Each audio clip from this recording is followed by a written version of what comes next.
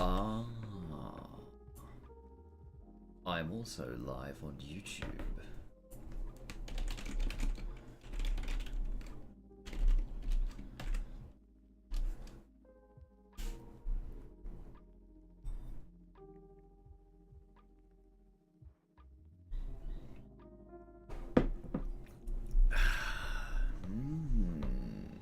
Okay. So the only thing that I have that I wish was better is the ability to put my multi-chat here. I'm streaming on both Twitch and YouTube, and I don't know how to put the multi-chat there as a source. It's here in my stream elements software, my OBS, but it's not here. So anytime anyone chats through multi-chat, I have to see it on this one.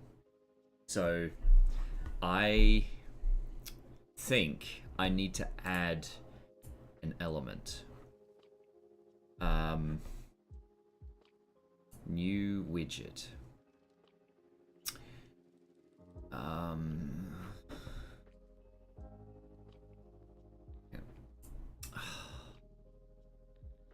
This thing is too big. Nah, it's silly. It's silly. It's silly. I'll have to figure out stream elements a bit more, maybe later. Because I don't quite know how to get the... Hang on, where's my sources? Scenes, yes. Sources.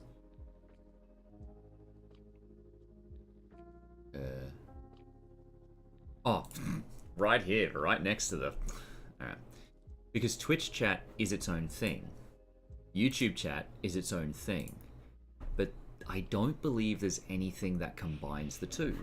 Let's have a look on our friendly everything knowledge base, the internet, and see if there's a way how to get multi-chat on OBS.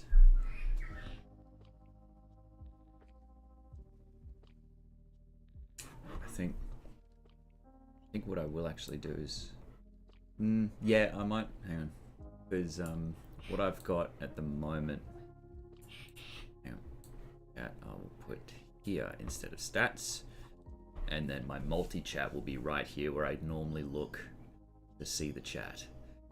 You may have also, if you're here, hang on, is there, just myself and the bot, excellent. Myself in the bot. You may have also noticed that little thing up there. Wow, look at that. Oh, look at that. I have been unlocked with affiliate. For some reason. It took the interviews sorted, and then I hit submit, and then it said, welcome to affiliate. And I'm like,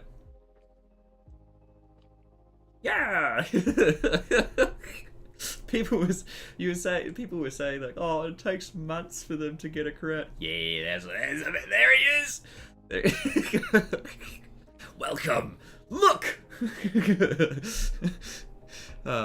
That's there now. You were saying, no, I think it was you, and it was Sarah that was saying that affiliate took like months to review, to do everything, and I just finished I finished the interviews and the...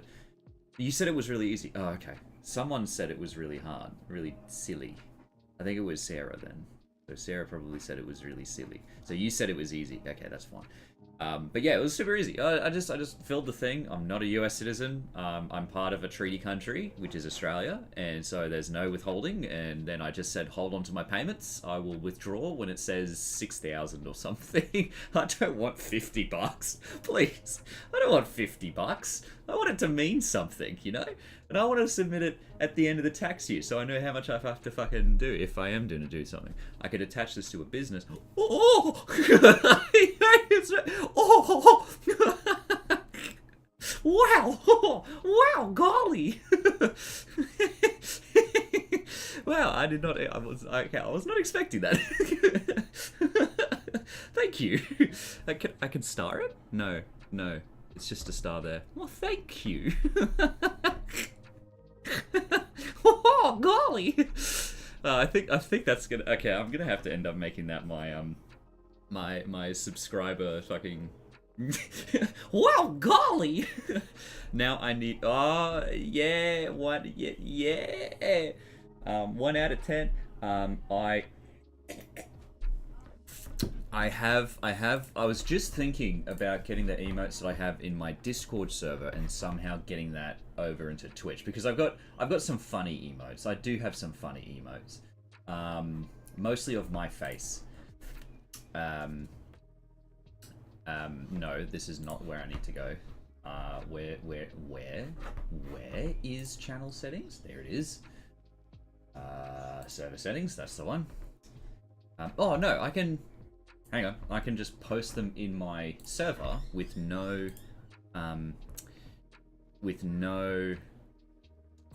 context, and then just copy the image across. I want to do the funny ones that I have. The funny ones. Where are all the funny ones? The funny. Yeah, that's the one. They're all just going to be of my face, by the way. It's all just going to be different variations of my face. Because I can't use anyone else's face without their permission.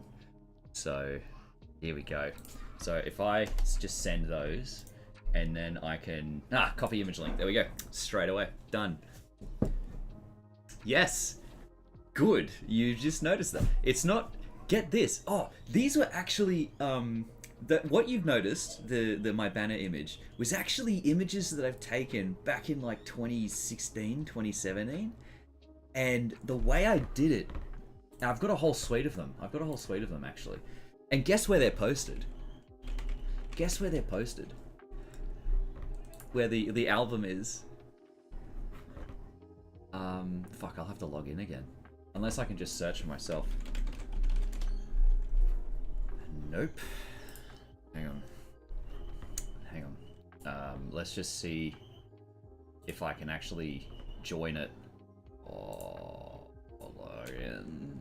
If it remembers me. It does! It does! What? Okay, hang on. Let's look at me. Oh, all of my old photos. All of my old things. Wow, this is wild. This is some wild shit right here. Okay, so let's just see if I can pull up my my posts. Not post, my gallery. Now I'm using the language of the site that it's on. Have I found Facebook? No. I think, did I post them on Facebook? I may have put a link on Facebook, but I didn't post them there. There we go. This was back in my couldn't grow a beard era, and I had long hair too. Wow, this is great. It was posted in 2014. 2014! It's a site that combines both posts and gallery. And I will find... It's not Facebook. Not Facebook, but it's a site that has both gallery as like the main thing, and post. It has a subject for post. It has exclusives, and now this is new terminology: exclusives, favorite, private, post, shop, about, subscriptions, and stats. That's the top row of the toolbar. Oh, also home, but I'm not counting that one. I am reachable by my online handle, Quillo Manar. I don't think you can identify that? Good, which means you have a life outside the internet.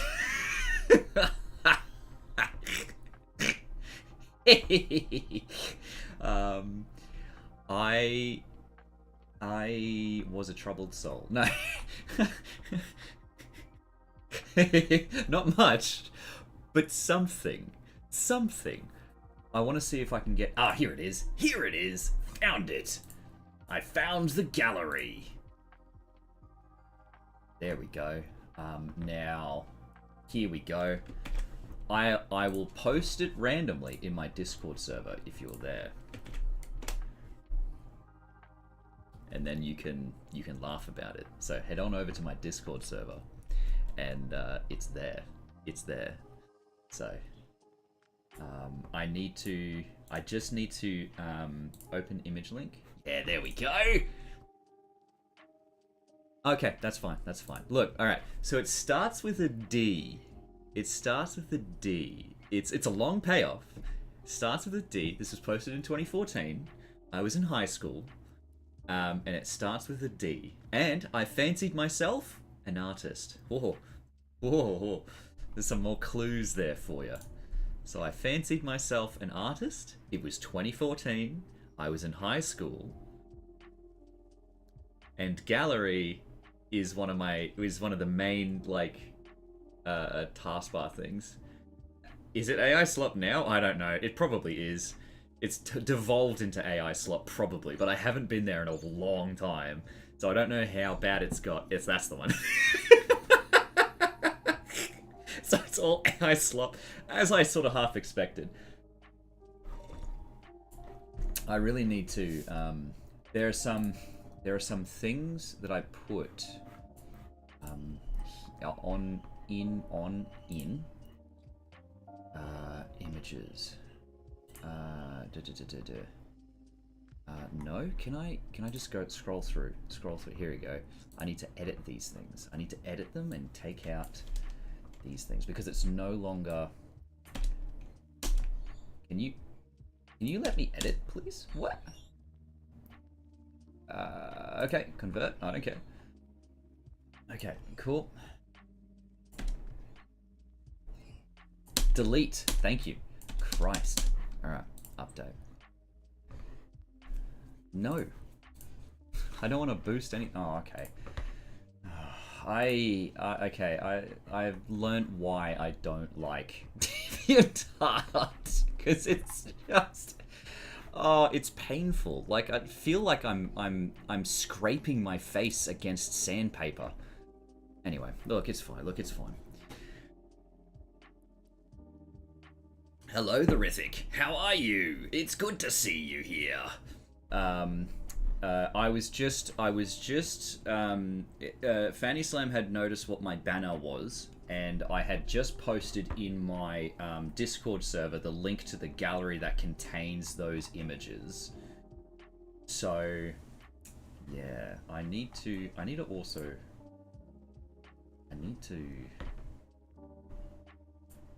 scrub my favorites real quick. That's fine. Wow, there's a lot of these here. Fine. Okay.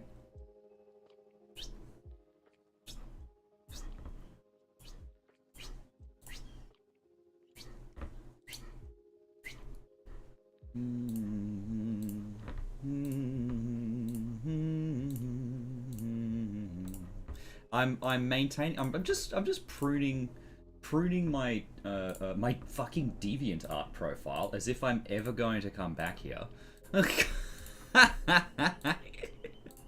But it's important to trim the weeds. So, yep.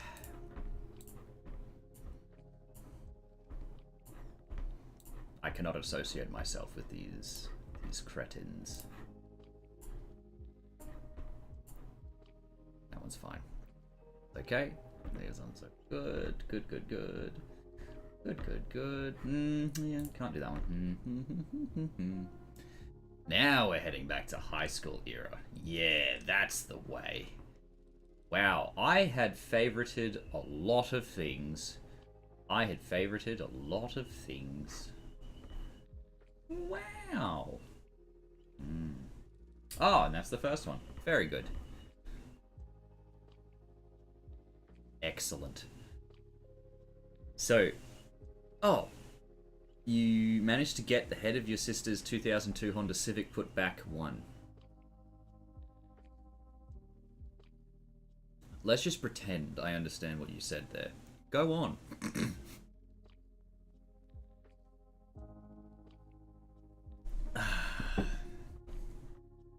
Let's just pretend I understood what you said. Please continue. Yeah, there we go. And yeah, this was You put back on. Good! So you just managed to get the engine reinstalled into the car. Great. I'm glad, but you did clarify earlier that you said you were very sleepy. So, understandable. So, good. You've already found it and stalked it all? Where did you say that? There it is. How dare you, Fanny Slam? How dare you? How dare you dig into my very not private public information that I posted online back in 2014. Now, the whole tangent I was going on as to what the whole the 2014 DeviantArt submission sort of bullshit was that picture that is my banner was actually taken with a photocopier, with a scanner. It was a photocopier scanner thingy. And that's why it looks so weird. There was no editing done to the photo, it was just what the photocopier saw. And that's what I thought was interesting and amazing about it. And the whole gallery that's on DeviantArt is just the one that I linked to was just things that I've taken with a scanner. So that's what I thought was interesting. And you can see the ones with the white background. The ones with the white background were taken during the day, and the ones with the black background were taken at night. And that's just what it was. I just put the head up, I pressed scan, stuck my face on the glass, and that's what it saw. And I'm like, it's pretty cool. So I was like, wow, okay, let's see what else I can do. And yeah, these are the things that I was able to make with it, and that's what I found amusing and funny about it. And my Facebook profile for the longest time was that second last photo of my digital face just looking down interestingly. And yeah, they look pretty cool. And like, yeah, they look pretty cool. Like they just look pretty cool. I mean, you know, there's not much to it. And I've got money. I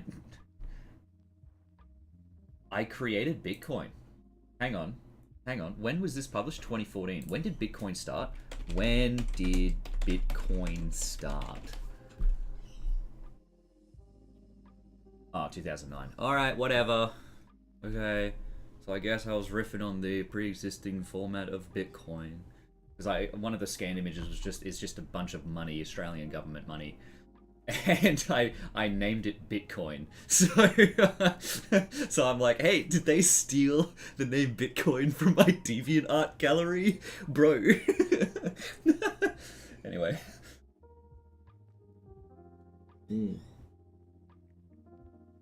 I would have been able to sue them for at least 5 cents. Because we don't do pennies in Australia. So. Go to an appointment. Ooh. Thank you. That's interesting. Oh, it's 100 circles. Thank you for the 100 circles. I don't know what that means, but it's now highlighted. So thank you. Go to an appointment. Go do your appointment, young man, and you can see my hand waving in the mirror.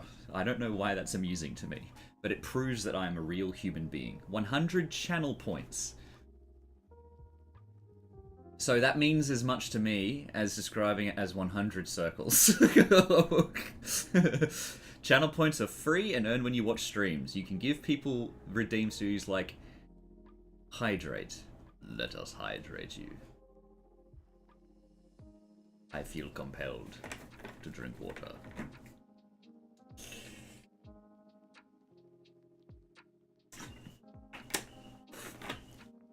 I can see down at the bottom of my Twitch chat that I have.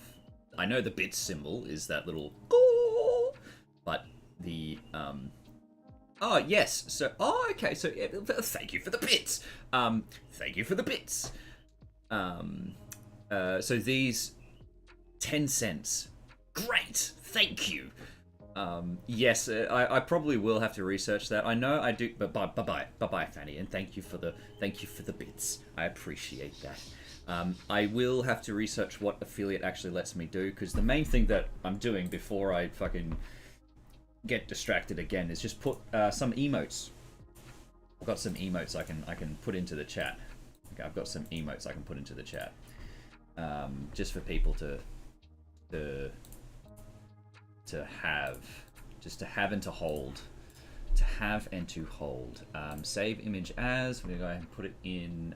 Okay, I'm gonna make a new folder in my stream materials and call it emotes. And I'm gonna go here. You know, this one is gonna be, what's this? What's this dumb face? What is this dumb face? Oh, really? O-I-O-Y. Oh, really? Save. This one is going to be save image as, and this one is troll. This one is save image as, huh? And this one is what? What? All right. I do have a dumb face. Yes. But you don't even have to sign off as. Oh, okay. So, okay. I was trying to make it like a JFK joke, John F. Kennedy to JK, John Kennedy, but like everyone always calls him as John F. Kennedy. So it's like, I was like, hey, you signed off as John F. Kennedy because you said JK. But you also don't have to joke about that. I do have a dumb face. This is a dumb face.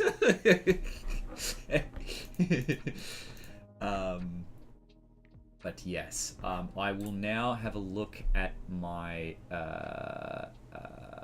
ads manager. Where is ads manager?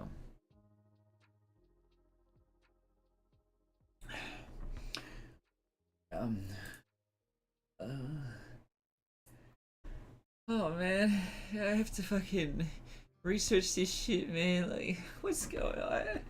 I have no knowledge of this place. I'm just looking at my Twitch dashboard. I'm like, what do I do? Where do I go?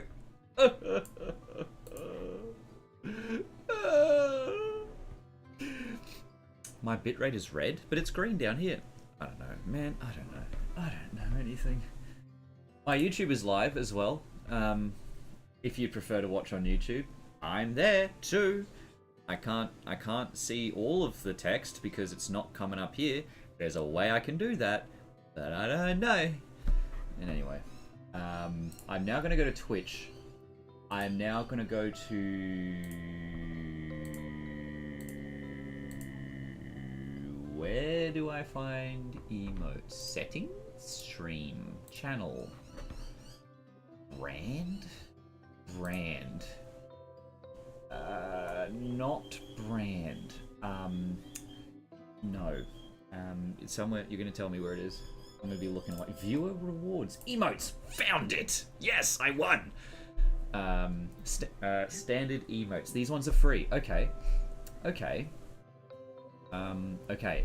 So follow emotes are a new free tier of emotes that let you grow. You can give you join a conversation. Okay, cool. So I can add. Going to my images here. I'll open up my images and put. I want to put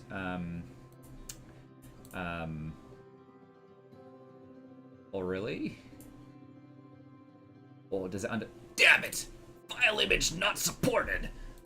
Damn it! I'm going to open up Format Factory. How what? No, not Format Player. How wild is Format Factory? Hey, Format Factory is just. I also now have ads. Are they playing automatically? I hope not. I really prefer it not to be. if they are playing automatically, like I don't mind having ads like as a banner, but I don't want things to be interrupted, you know. But I'll sort out the emotes first because I'm really working on my ability to check for new version. I'll start download.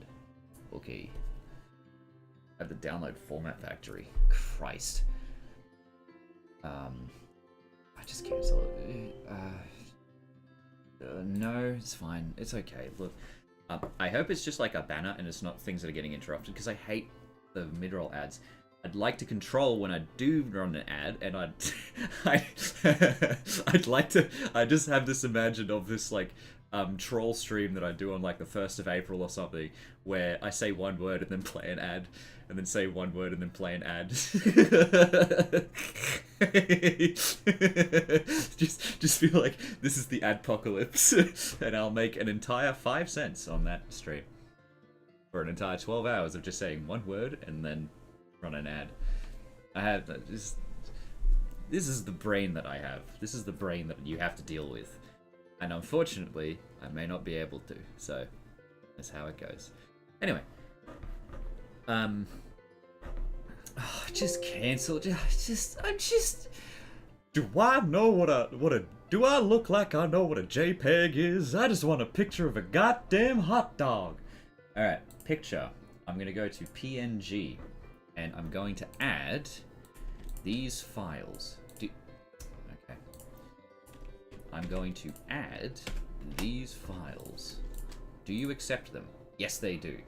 Are you going to retain the transparency? If you don't retain the transparency, I'm going to be disappointed. Just go.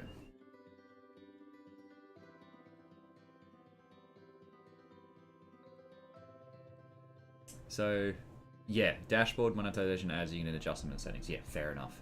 So if I go to, let's just forget. Format Factory is struggling hardcore with these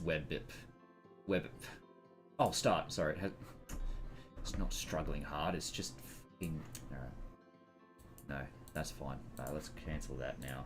And is Format Factory still open? No, it's not. Alright, cool. Do you have transparency? Yes, you do. Legend. All right, let's go. Let's continue with the emojis thing. I want to put troll. Damn it! It's not square shape. What do you mean? Okay, whatever. It's okay. It's 87 by 96. I thought it was 87 by 86, and it's like, bro, it's not a square, dude. Your image is not a square. Okay, can't like.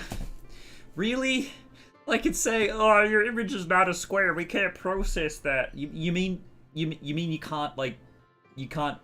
Oh, it needs to be 112. Why does it need to be 112 pixels? What?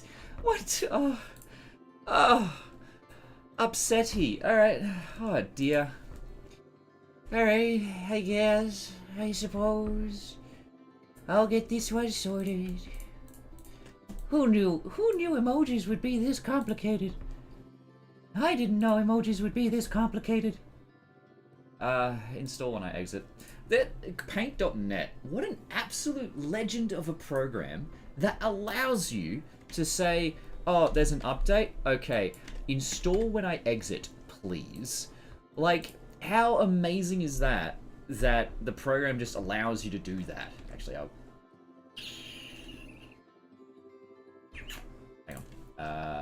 image canvas size, I will put it to 96 by 96.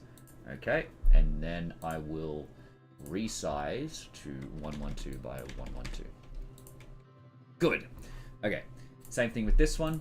But yeah, Paint.net is the only. Is this for your Twitch banner? No, it's for my emotes. I hope. My Twitch banner is different. That's the thing I was talking about the whole resize. 112 by 112. Okay, these are just the emotes that Twitch doesn't like having anything but square, specifically square fucking. But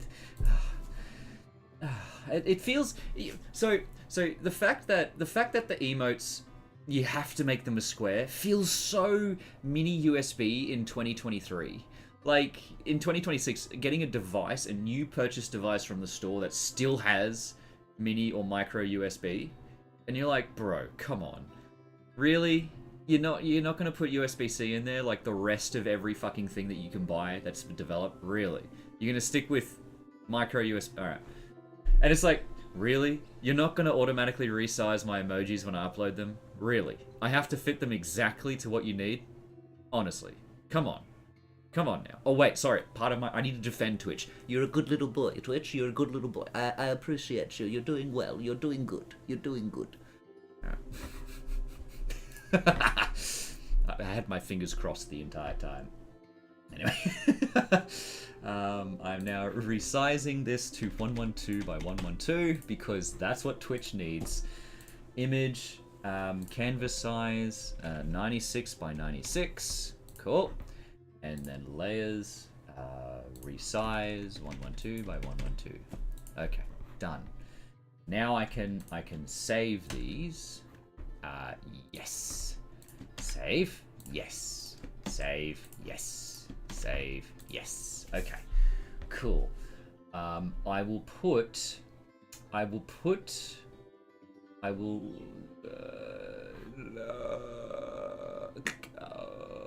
I've got 4 emojis. Like.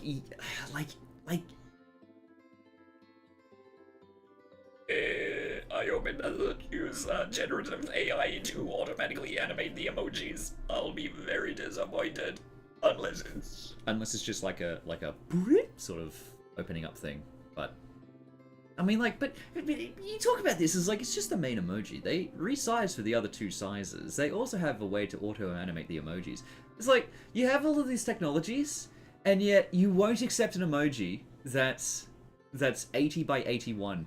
Because it needs to be 112 by 112, and it needs to be a square. Can't you do that? Do you not have the technology? Like, and even just say like, oh, this is what I think your 112 by 112 is gonna be. Is that okay? Like, it's a horribly stretched something. Like, you don't even make an attempt. There's not even an attempt to do this. Like, come on, man. Sorry, I've got to defend Twitch. Good boy. I'm not mad. I'm just disappointed. Yeah, gotta make sure you gotta follow the rules. If you can't follow the rules, then you can't be here. Anyway, but yeah, paint.net, how awesome is it that it allows you to say update after I exit? Why is that not the default standard? So I've got 4 emojis here. I'm gonna have huh as one of my main ones. Does it allow transparency? Yes. Good. Paint.net is just updating in my background. This one is huh. And good. Emote attribution? I just upload. Cool. Cool. I now will have another emoji. I'm gonna do what? Huh and what to be my two free emojis? Maybe or really as well. It's just a funny one. So go, send them. See if they work. Emote added to my collection. Quillo7 huh and Quillo7 what? W-A-T. And then I will also have, cool, finish. Oh, I don't want to start paint.net. Damn it. I think I might also have a funny one for everyone to use, which would be Orale. Because it's kind of like it's one of my favorite ones, but it's not like a big deal, you know. Alright, well, Orale. Upload. Good. And then my tier 1 emoji I will do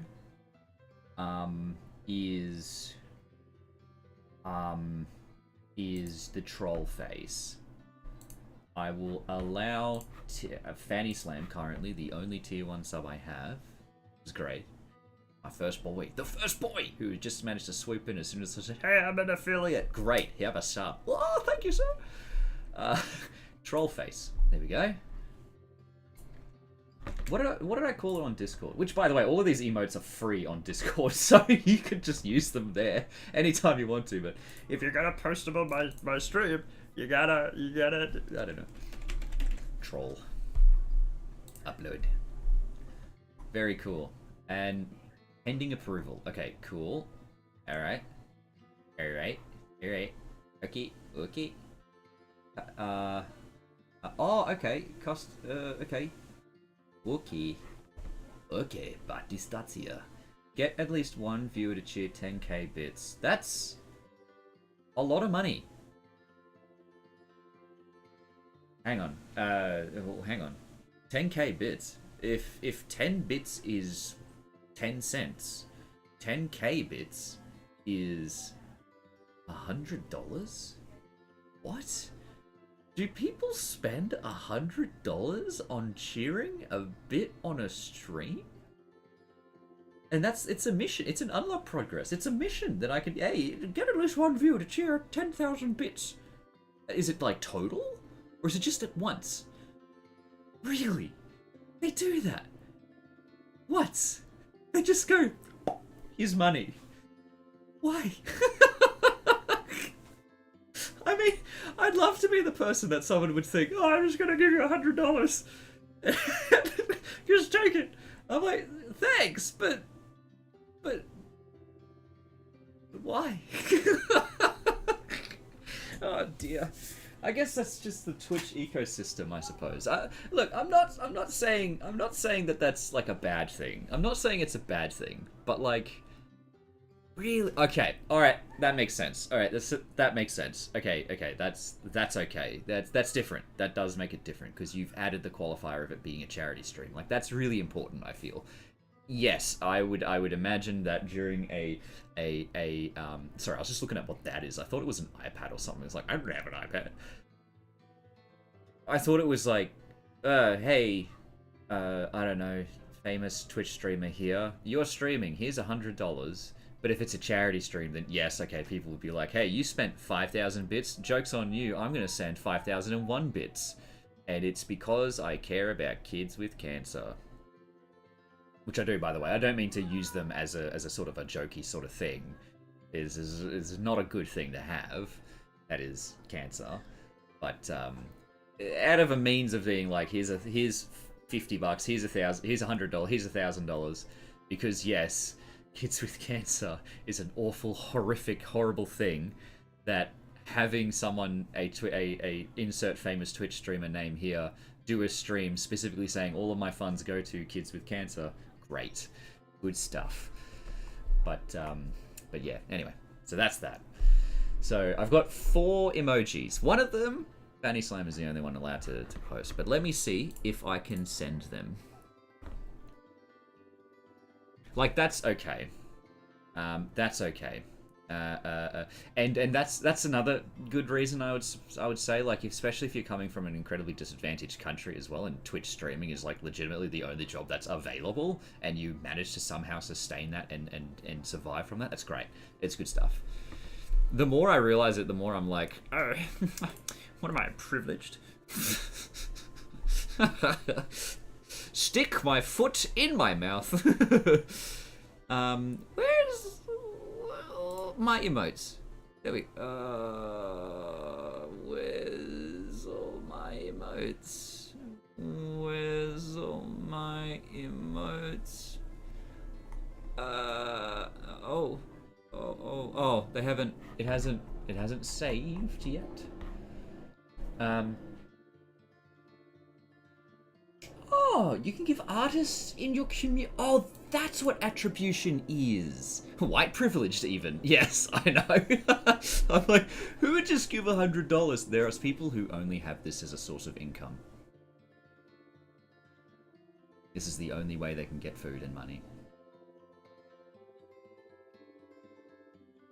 Not me though. You don't have to give me money. I've got money coming in, so I'm fine. Like legitimately anything that you give me is like. And that's sort of what I'm sort of thinking about when it comes to my views of what I had said before. Now I'm damage control.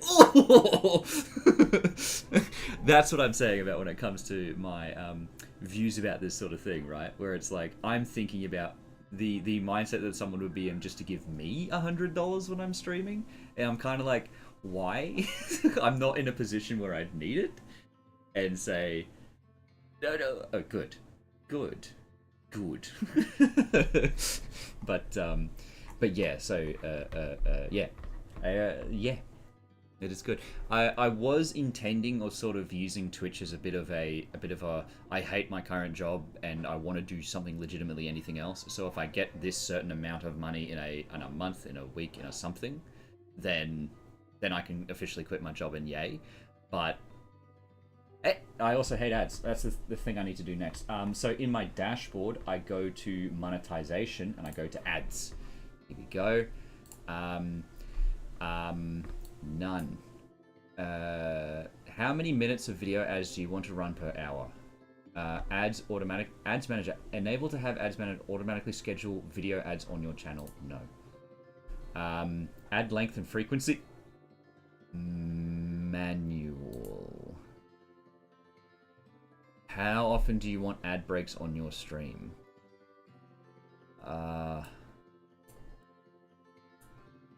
Select automatic to have ads manager adjust the length, but I don't want ads manager to do it. Like I get it. I'm pre-roll ad notification. Disable pre-roll ads when I run ads.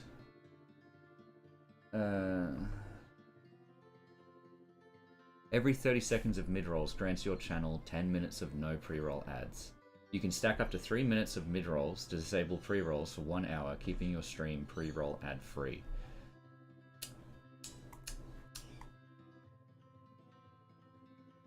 Is there legitimately no way that I can turn off ads? Surely.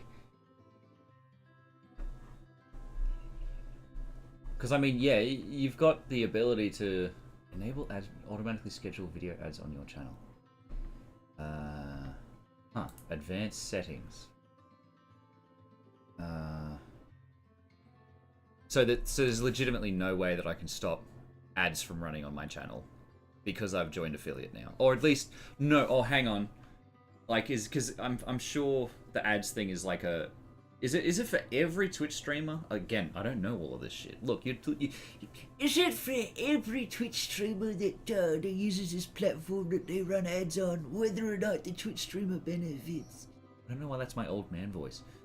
I literally have a different old man voice.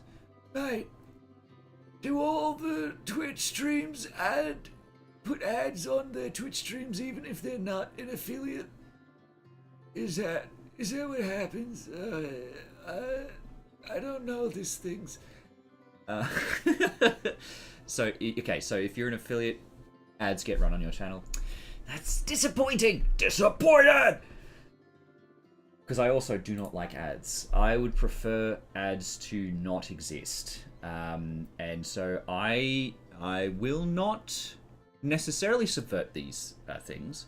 So definitely do not install ad blocker on your browser. Do not install ad blocker on your browser, and especially if you're using Firefox, do not install uBlock. I think it's called uBlocker. uBlock Origin. Do not install uBlock Origin, because that's the one that I have found that typically blocks like the most out of everything and the best way to do it. So definitely don't install that. And just don't have it as like a general thing, because I use uBlock Origin specifically to ban myself from YouTube. That's what I use uBlock Origin for. But I do not recommend that you install it because it will prevent you from seeing the ads. So don't install uBlock Origin, okay? Very explicitly stating that. Very explicitly stating that, okay? But we'll have to see what happens. I'm not sure if it'll affect your user experience outside of that, but I would definitely state, yeah, do not install that. Just don't do it. It's not worth it. It's not worth it. Anyway, so look, how many minutes of video ads do you want to run per hour? 30 seconds. Again, the lowest amount. What's recommended? 3 minutes. 3 minutes per hour. 3 minutes of ads. 30 seconds. Fuck off. Yes, ad minutes per hour, 30 seconds. How do I... Oh, okay. Okay, run 3 minutes of mid-roll ads per hour during your stream to fully disable pre-roll ads. So pre-roll ads are... Again... Okay. Alright. I will do 3 minutes. Because I don't want to do... Yeah, I see what you mean about that. It's a good way for me to take a break. Because it's the same thing about, like, if I go to have, like, a food or something, or go have a pee or something like that, I can run an ad. Like, that's kind of what I wanted to do when it came to running ads. I'll be like, hang on a sec, guys. I've got to go pee. I'm going to set the timer. I'm going to run an ad. I'll be right back. Like, that sort of thing. Pre-roll ads piss me off, too, to be honest. Because I don't... When I join... Like, I'm not a content watcher. I don't watch things on Twitch that much. It's not really something that I personally go for. I might do it more if I decide to, but to me, Twitch is more like background noise. You know, it's not something that I personally would sit down and watch. But nothing would piss me off more than, oh, I want to put this in the backgrounds, and then ad. Turn off, close. I don't care about it anymore. I'm just gone. I don't care. So, run 3 minutes of mid-roll ads per hour during your stream to fully disable pre-roll ads.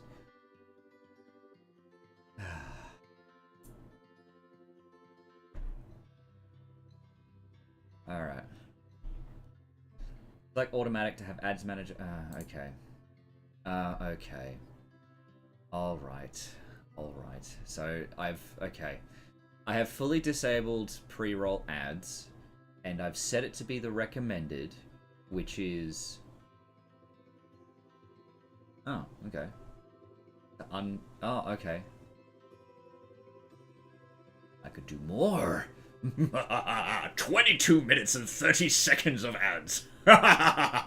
No. Partially disabled. So every 30 minutes there's a... Again, like, a 1.5 minute break. That's 90 seconds. That's 90 seconds. That's a long time. Especially when I go on, like, horrendous tangents. Like, again, it's kind of like when you're in school. When you're in school and the teacher's drawing some stupid shit on the whiteboard or the blackboard, however old you are.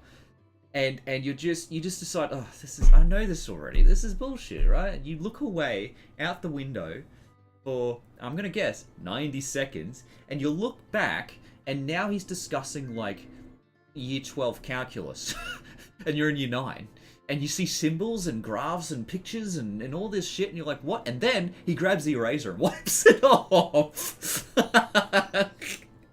And you're like, I have no context for this now. I'm done. What's going on? I just get up and walk out of class. Oh, fuck me. I'm going to the bathroom. Sir, can I go to the bathroom? Fuck this. Dear. Like a whole 90 seconds. Oh, dear. Alright. Okay. After your stream starts, how long do you want at... Fuck me. As long as possible? 30 minutes. Man... Automatically snooze ads during high engagement moments. Okay. Allow subscribers to watch your content on your channel ad-free. Yes. Enable or disable ad notifications. Visible only to you, appearing in your stream manager and chat. I would like that. 3 minutes before an ad starts. I would also like a chat notification. So that'd be nice. So Twitch can give me permission to go have a pee. Go have a pee. But then there's no like juiciness for subscribers, you know what I mean? Like I can appreciate the idea of being like, okay, we're having an ad break, and then it goes on to ads, and I go, what the fuck was that? And subs only, people that aren't watching the ads, what the fuck is going on with this shit, man? Like, you know, what's going on? And then 90 seconds pass. Hey guys, hey everyone, how's it going?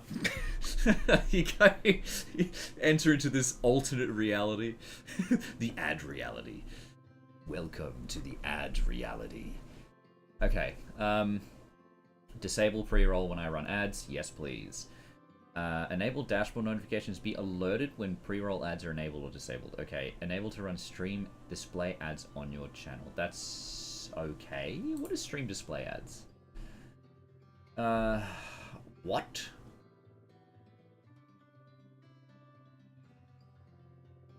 What's going on? Oh, stream display ads. Yes, that's like the little thing, the little banner at the bottom. Yeah, that's okay. That's okay. Yeah, that's okay. I'm okay with that one. That's fine. It's fine. Fine. Yes, you are almost 1 hour late. Well, yeah, 50 minutes late to the start.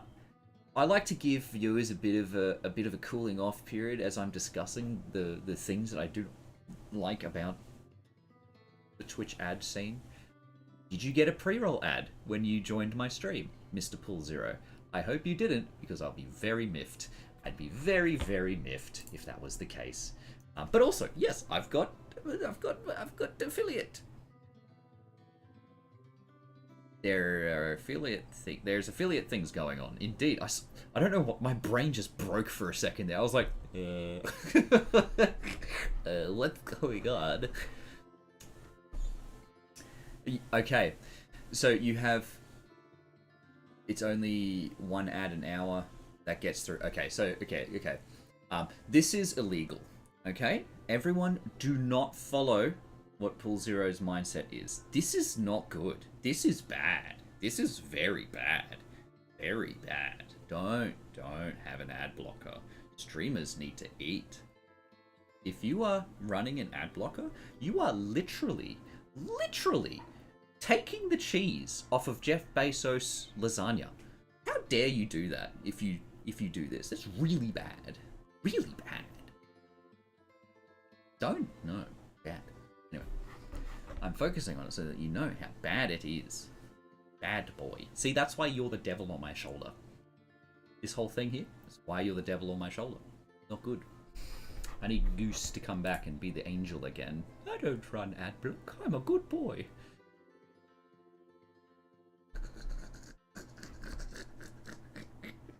Jeff Bezos doesn't deserve cheese. Yes, he does. I have to defend Twitch. I'm legally obligated to defend Twitch.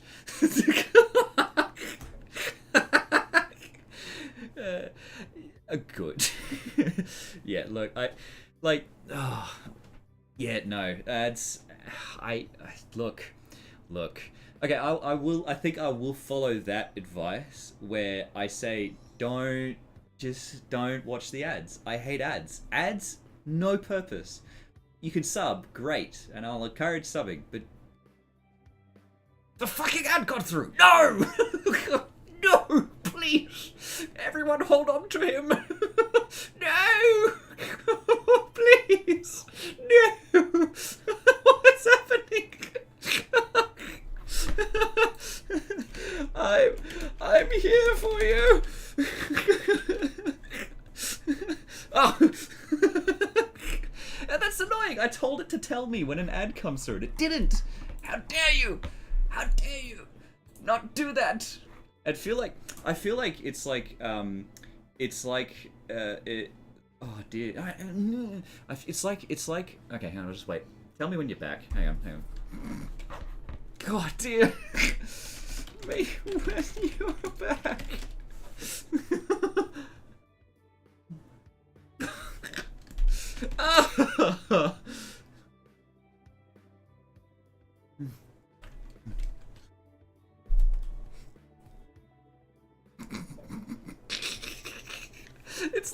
It's like, oh dear. Thank you for the sub, by the way, for a sec. I know you're only doing this out of convenience, but it does. I appreciate it. Thank you. Welcome back. I was stressing out for you, man. I was stressing. I was not happy. And now you've missed content. I was doing this. I was doing this to pat your chat as you were gone. I was like, no. But I told Twitch to, yeah, like it's like. I also really love it how you were saying I have a very good ad blocker. Nothing ever gets through, and like a ninja comes up and injects something in your throat. Oh dear. Oh no. Alright, okay, I need to turn on my stream manager. Add ads manager. Over here.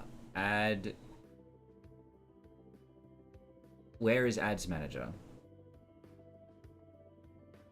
Since last ad? I guess?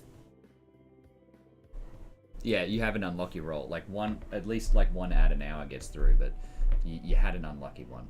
But I am...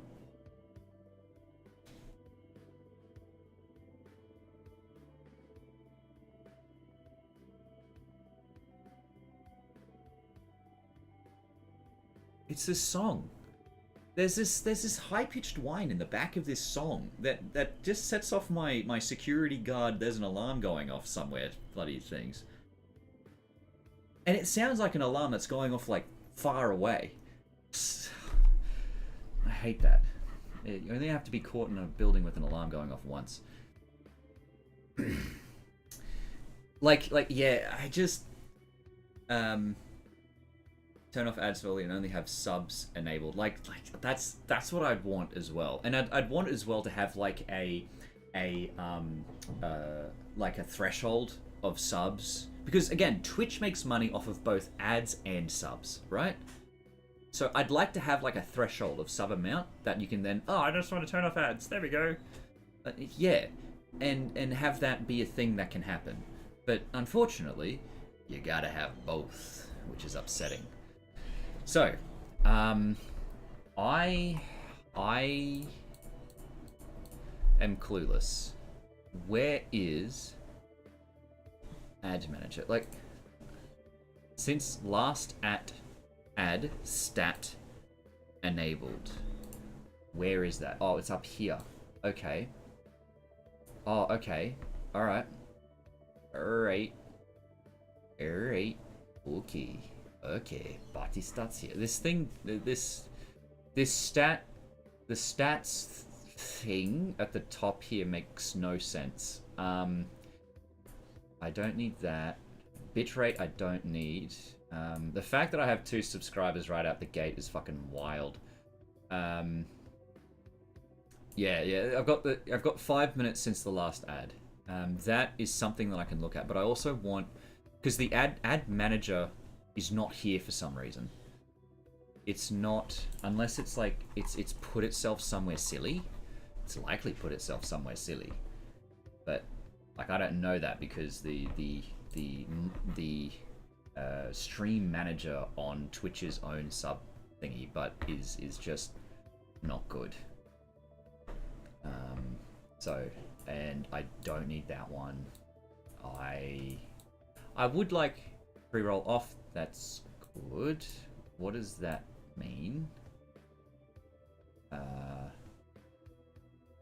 You imaginarily subbing. Yes, very good. So I've got time since last ad, which is 6 minutes, which is good. But I didn't get a notification anywhere that this was happening. I think it's because I've got multi-chat there. Hang on. If I scroll back into my actual chat, no, you said you got an ad coming through, and that's it. Yes. You have a monster in your fridge. You know what, mate? It would have been a good idea to get that monster as you were having the ad. Now you're missing content again. But on this side, you did choose to miss this content. You're like, all right, I am now going to go and get something. So that's okay. But when the program, the man, decides to pull you away from content, that's when people get upset. And that's when I understand. All right, it has been... Hang on.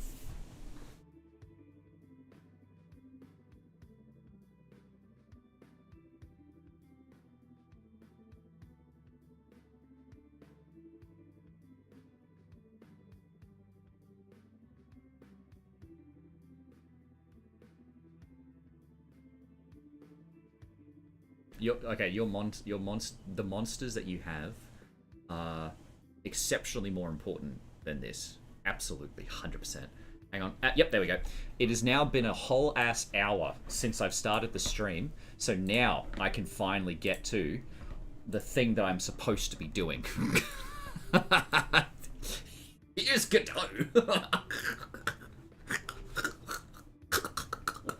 Anyway, I apologize. I deeply apologize. I have offended you, and I have made a severe and continuous lapse in my judgment, and I wish to pull that back if any way possible. What can I do to mend this incredibly... anything that doesn't require money. I am willing to do anything except anything. I am willing to do anything at all to amend this friendship except literally everything. Anyway, okay, so I am going to now add the upgrades that you can buy to my game. This is now the content. Welcome to the content. We have gone through an hour of footage, and we are now in content mode. But again, I still want to have notifications that pop up when an ad appears. The fact that it's not doing that is frustrating to me, because there seems to be no way I can run in 1 minute ad break. We've just started the thing, so let's run a 1 minute ad. I'm kidding. But now you're back with a monster, which is great news. It enables you to have a damn good time. So I'm happy about that. So yeah, I am going to put my stream elements back up here so I can see my multi-chat, just in case anyone happens to sign in on YouTube, because I am streaming this on YouTube as well, which shouldn't have ads. But yeah, so right, but okay, so the regular Twitch chat box does that, but not... okay, hang on. I need to... because it doesn't... it may not do it on... it may not do it on OBS. For the price of 2 monsters, you could sub to Quillo. But, Rithik, Mr. the Rithik, or Mr. the Rithik, I don't know, that your name is quite agendered. You have to consider that's the price of 1 and a bit monsters, which could be 1 and a bit monsters. So, yes, it is for the price less than 2 monsters that you could sub to me, but that means there's 1 or 2 less monsters in his fridge.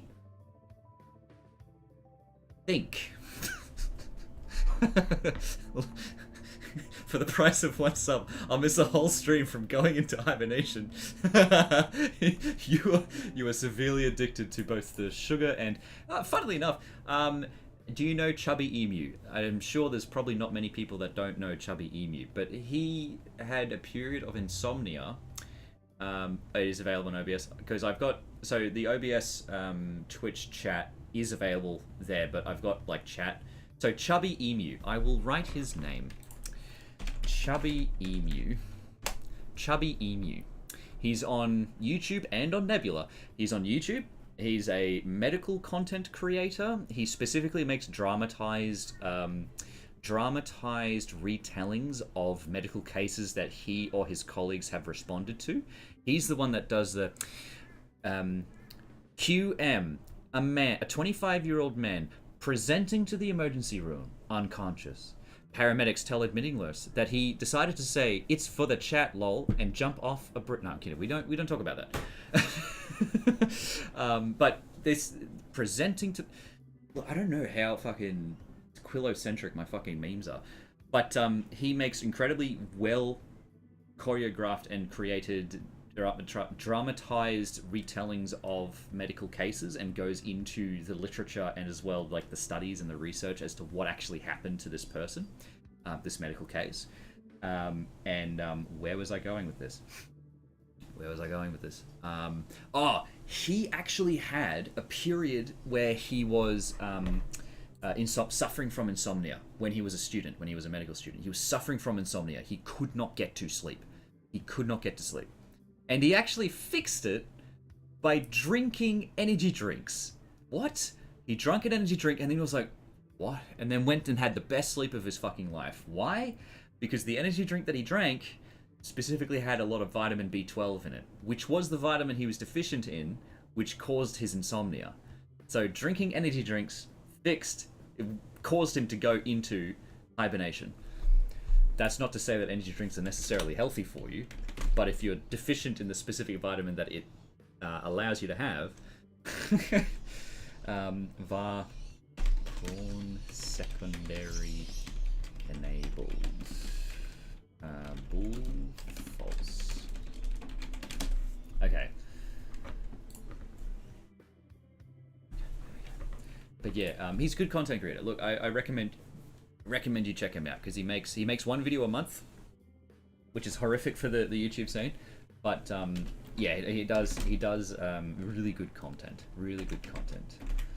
Damage float equals 1.0. Var fire speed, no. Magazine size, now that's a yes. I'll just say mag size. Mag size int equals 5.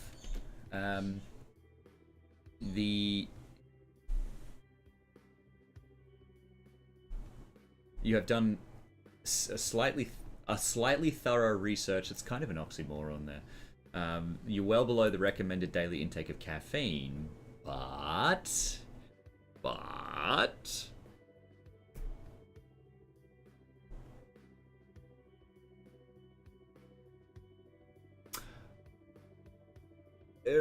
you always have at least 80 milligrams of caffeine at all times, you found out. Yeah. So if you do, wow, your brain is probably scuffed, mate. That is not good. Prawn damage, prawn mag size. Should I make these classes? No, I'm not going to make these classes. Could I make them dictionaries? Maybe. I feel like that's probably the best way to do it. I can make them a dictionary. Prawn equals this, and then secondary enabled equals false, and then damage equals 1.0, and then mag size equals 5. Like, I could do it this way. I feel like that's probably the best way to do it, because then I'm doing player stats dot prawn dot secondary enabled damage mag size. Like, I could do that. And it, like, okay, so what you're saying here, you slept, yes. Hang on. Coincidentally, when you were fully out of caffeine, not coincidentally, probably causally, you slept 16 hours a day. Because when you start drinking energy drinks, you slept normal again, which is very low, 8 to 16 milligrams. Well, technically the average natural amount of caffeine in your system is 0, because caffeine is specifically an adenosine antagonist, so it's designed to prevent the effectiveness of adenosine in your mind, which causes you to fall asleep, because it slots itself in the same slots as adenosine is supposed to be, but it does nothing to your brain. And so your brain recognizes that, so it produces more of that chemical, which causes you to fall asleep. Which means when you don't have that caffeine in your system, that means that your body is expecting that amount of caffeine in your system, which means it's pelting you with so much more of that sleepy chemical, which makes you sleep for 16 hours. Not good. So if you quit it cold turkey, that's what will happen. So if you want to slow down your energy drinks, which again, I mean, you don't have to. Caffeine's really not that big of a dangerous thing. If you want to slow down your energy drinks, then you'd have to do it casually and occasionally. But really, it's up to you. I won't do it as a dictionary. I will just do it as this one here.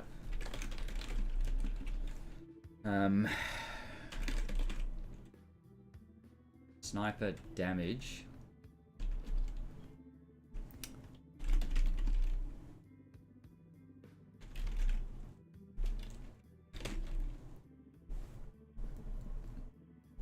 Slow down caffeine.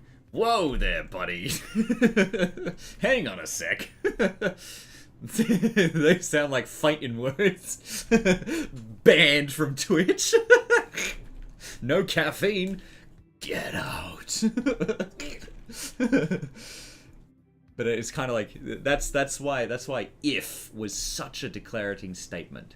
If you wanted to slow down on the caffeine. If. Just want to bring not the activity feed. What am I looking for? Docs? Twitch chat. My Twitch chat doc has disappeared on me. I think it's because I chose poorly. I don't even know. It's been 18 minutes since the last ad. Good. But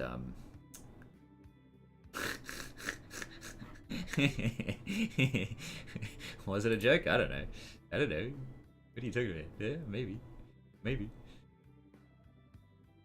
Unless you get a heart attack and start being supervised, yeah, probably. Yeah, it'd be difficult to lay off the caffeine unless you are directly supervised. I would like to have an average of 3 upgrades per thing. Would I have... Oh, Ricochet. Ricochet.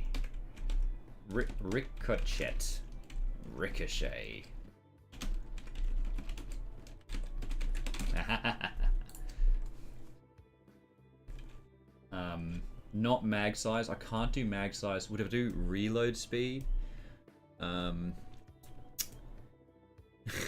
You know what they say, when a crackhead is broke, he will still find a way to buy it. $20 is $20. You know what they say, YOLO? Yes, they do say that. Well, they don't really say that much anymore, do they, Mr. Rithik? You're kind of showing your age there. And I also crumble into dust. Wow. And anyway, that's how it goes. Oh. So, Sniper ricochet, sniper damage, sniper... What value... What upgrade should I allow players to... Like, penetration? Maybe.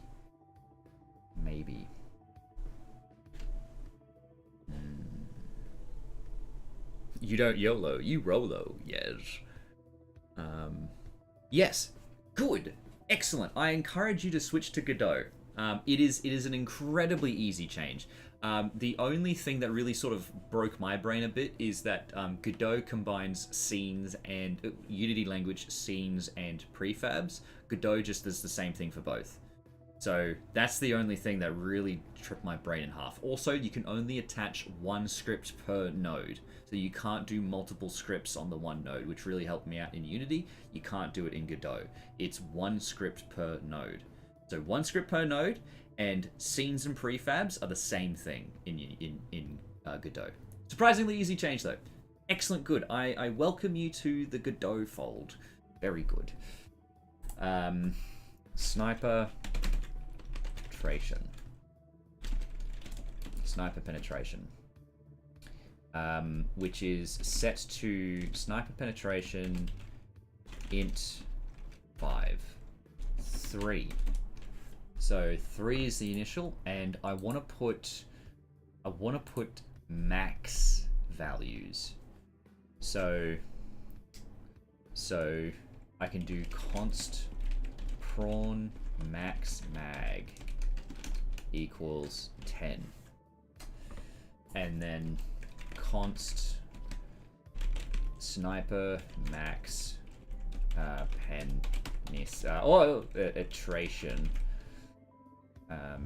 equals 5. Okay.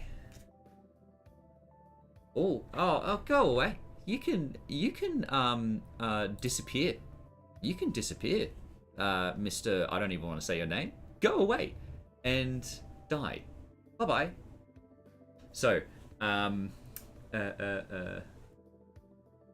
penetration. Distance is kind of moot because there won't ever be a point in which I kind of want to fix the distance that the player can see, maybe.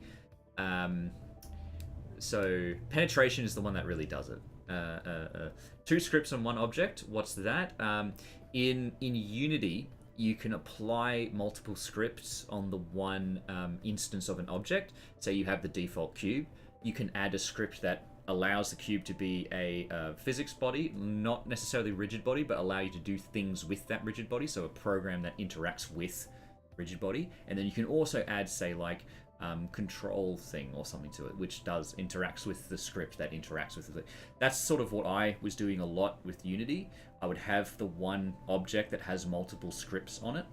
I think that sort of took to my disadvantage because I started making singletons a lot, which was really bad. But that was just something that caused me to have a bit of a confrontation when transitioning to Godot. It was a very simple procedure. Also, C# has a less presence in Godot. Not an invisible presence. You can still program in C# with Godot, easy. But I really appreciate the fact that you can do either C# or GD script, which is based off of Python, which is my sweetheart, my love. Python is my love. So, yeah. What if you shove the interaction and movement script into the same script? That's kind of the point. Like, it's sort of like you could, I think Godot primarily favors inheritance over multi-scripting. So that's sort of what the point of why Godot restricts you from adding multiple scripts on the one node instance. Primarily to require you to either do a system of inheritance, so all interactables will have some movement scripts will have interactions, but all of the interactions of this thing will do or composition over inheritance. Yeah, fair. I have to hang on. Again, I need to know all of these software design bloody thing. Composition over inheritance. I know what inheritance means. I am not necessarily... Yes, that's the one. Yeah, composition. You're right. It's kind of both. But the composition is also hello penny loafers and freedom Domdow. Penny loafers. I love that name. That's a great name. And Freedom Dow. I feel like Dow. Are you referring to like the Taoist sort of things? I can send you the carcinogen I created in Unity. Do I want that? Like, you can send them, but do I want that? Yeah. So you're smashing Godot together with Dart Flutter right now. Oh dear. It sounds like you're kind of Mr. Therific is sitting there going like, and I'm just talking like, yeah, composition inheritance. But yeah, Godot necessitates composition and inheritance. But if you have a rigid body that you want to do something with, then Godot would allow you to do rigid bodies with the script on the rigid body. But but if you want to have certain control schemes that interact with certain things, then you will do an inheritance system as opposed to having multiple scripts on the one thing. So composition, a lot of little elements, whereas inheritance allows all of the things associated with the object to go through the scripts that you create. It references everything that you've assigned beforehand. But yeah, send it over on the Discord chat. Whatever you happen to be sending me, put the images on the Discord chat. Go for it. I love having non-context bloody things in here. Anyway, I don't know what my rocket launcher is going to look like. Rocket. What's going to be my true-false? Cluster? Maybe. Homing? Maybe. Explosion size is definitely going to be my upgrade.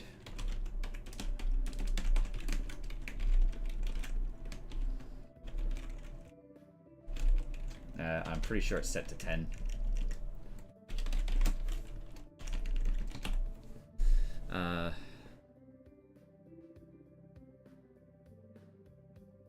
Did I misspell rocket? Did I misspell rocket?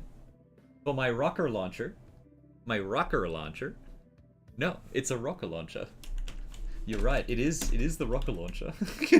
No, I can't do that for my variables. I can do that for my comments, but not for my variables. It is my rocker launcher. My rocker launcher. And var rocket maybe explosion size should be my one that has the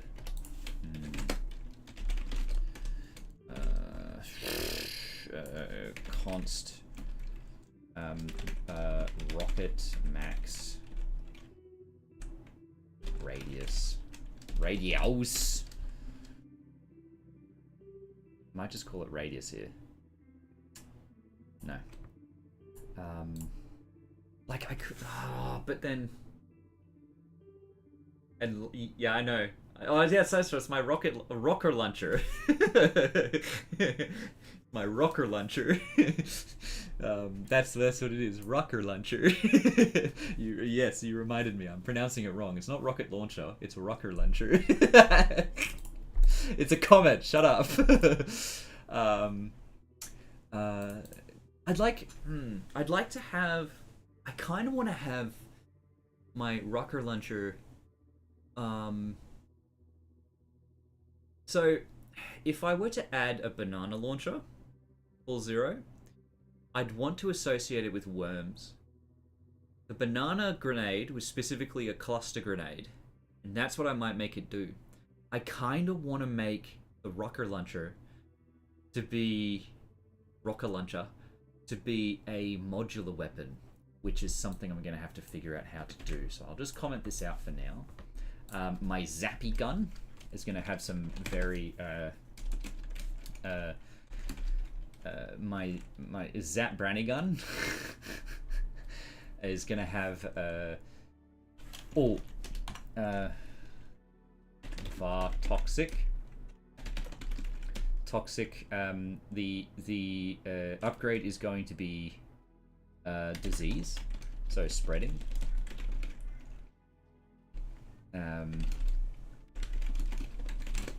And then the toxic duration.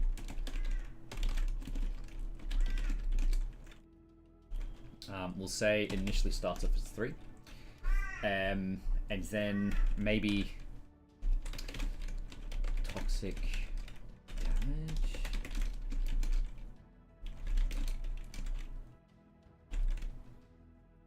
DPS. Yeah, DPS.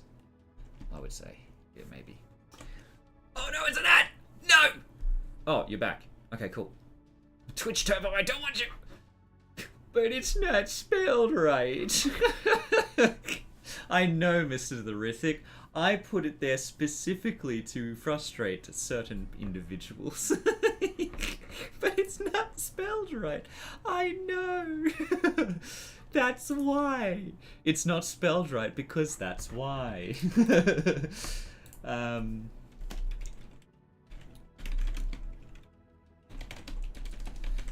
Will I add more upgrades? Absolutely. Toxic max DPS, float. I want to say maybe 10 or something. So the thing that you'll increase is the duration.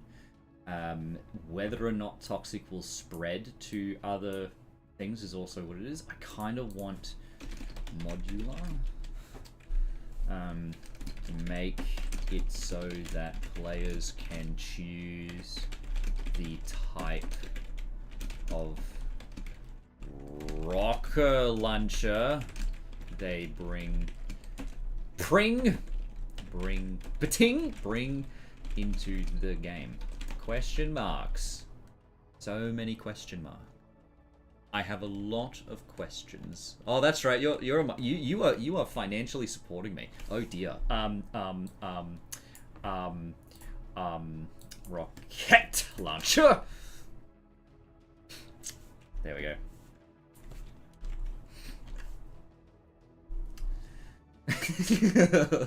I'm not keeping it that way. Okay. I don't want the player's speed to go up. The ability upgrades is the next one.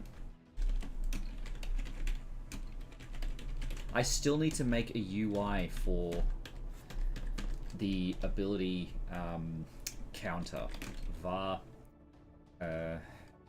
dash count int 3 var dash cooldown float. I think it's at 5 at the moment. Var max dash cooldown float equals 0.5. Well, having an incredibly quick cooldown sort of eliminates the purpose of having multiple dashes. So, oh, the code is worse than you remember for your little carcinogen. Oh dear. Oh, hang on. Spelling is for losers. I'm almost a fully. You're an almost fully read out dyslexic, excellent person trying to cope. Yes, I know. You can just put it straight into my public channel. Just go for it. Just put it there, and we'll see what happens. So, just chuck it there. We'll see what happens. There it is. Let's have a look. What have you done? Oh dear. Okay, hang on. Good lord. Hang on. What have you done? What have you done? Okay, okay, interact. These are the interactables. Why have you got a list of game objects? What? And you're setting them. Yep. Oh dear. Oh dear. Oh, so you're limiting the door to only be in 90 degrees, and also are these all going to be doors? You're all interactable doors? What? Oh dear.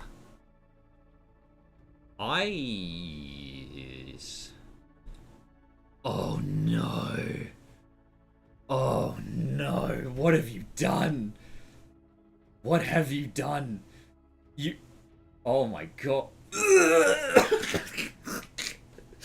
Oh, I can see why you titled it Abhorrent Code. What a... Hang on. Oh, where's my... I need to do the funny. Hang on. Hang on, I need to do the funny.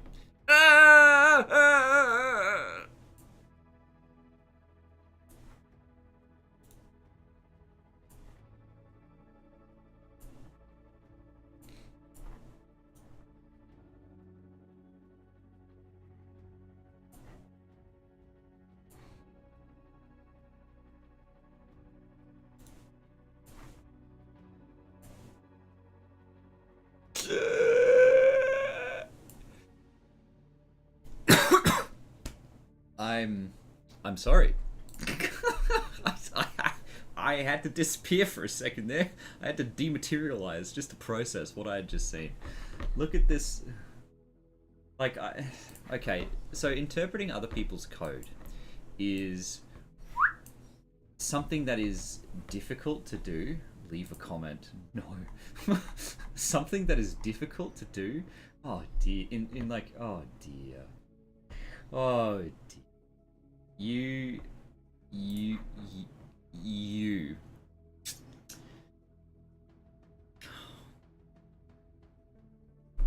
So, and you chucked it in update. So this script runs every single frame, where it checks to see the name of the object is labeled as a certain thing, and door state open is also contained in the crowbars. So if you have a crowbar, it'll also be a door stack. And all the doors are aware if you are holding an item too. So every door knows that you're holding an item. And this, what's even worse is that this is shared between every single, and these are all public fucking, values, which means that you have to update them between each and every single ones manually if you want them to know, if you want every door to know if you've picked up a crowbar. Oh no. Oh dear. And like, you've also got keypads in here. Oh.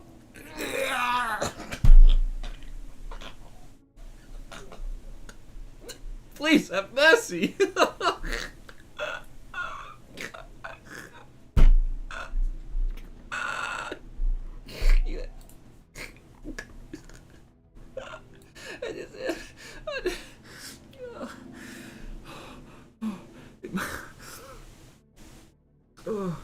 You say it might give some frames. It might give 300 FPS on your rig. It might give some frames per sometimes. Some frames per sometimes. What a weapon of a chat. I want to highlight that. Hang on. I gotta do the. I gotta pin. Hell yeah! It might give some frames per sometimes. I like that. Frames per second? No. Some frames per sometimes. and the fact that this is happening, all of this, again, let me remind you, per frame. Like, I'm only going so far into this because you are aware.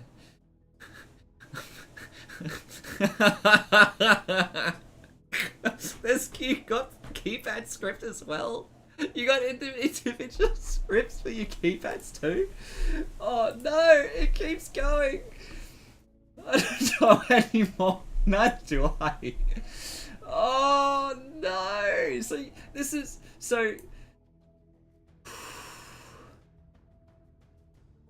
oh, we all start somewhere. We do all start somewhere. And oh dear, oh, my head's hurting.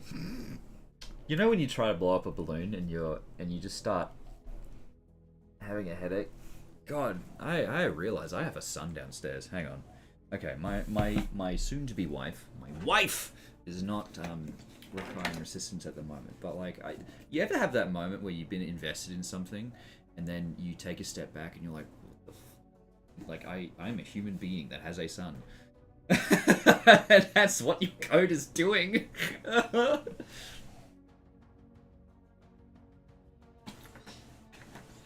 It works somehow, not because this is decent code, but because computers are surprisingly great at, well, they're also really bad at stumbling through the things that you've done. But like, look, it works because it works. Like, all of these, it works because. And I love that too. That's just another, oh, okay, hang on, okay, so it's on itch.io. I won't be doing itch.io things just yet. I do kind of want to make that a variety show thing, but I need to be very careful with how I do it. Oh dear. Escape the warehouse. Oh dear. I need to recover my brain for a sec. God damn. God damn. Oh dear. Oh. So it's played in the web player. Oh, like. Okay, well, okay. Let's try it out. Let's do it. I will bite. Let's see. It's at itch.io. Let's give it a shot. Let's all point and laugh. This is the devil on my shoulder reminding everyone. So hang on. Shortcuts are to restart. Try to escape the warehouse while not going. And look, I get that it's not even loading. Okay, now it's loading.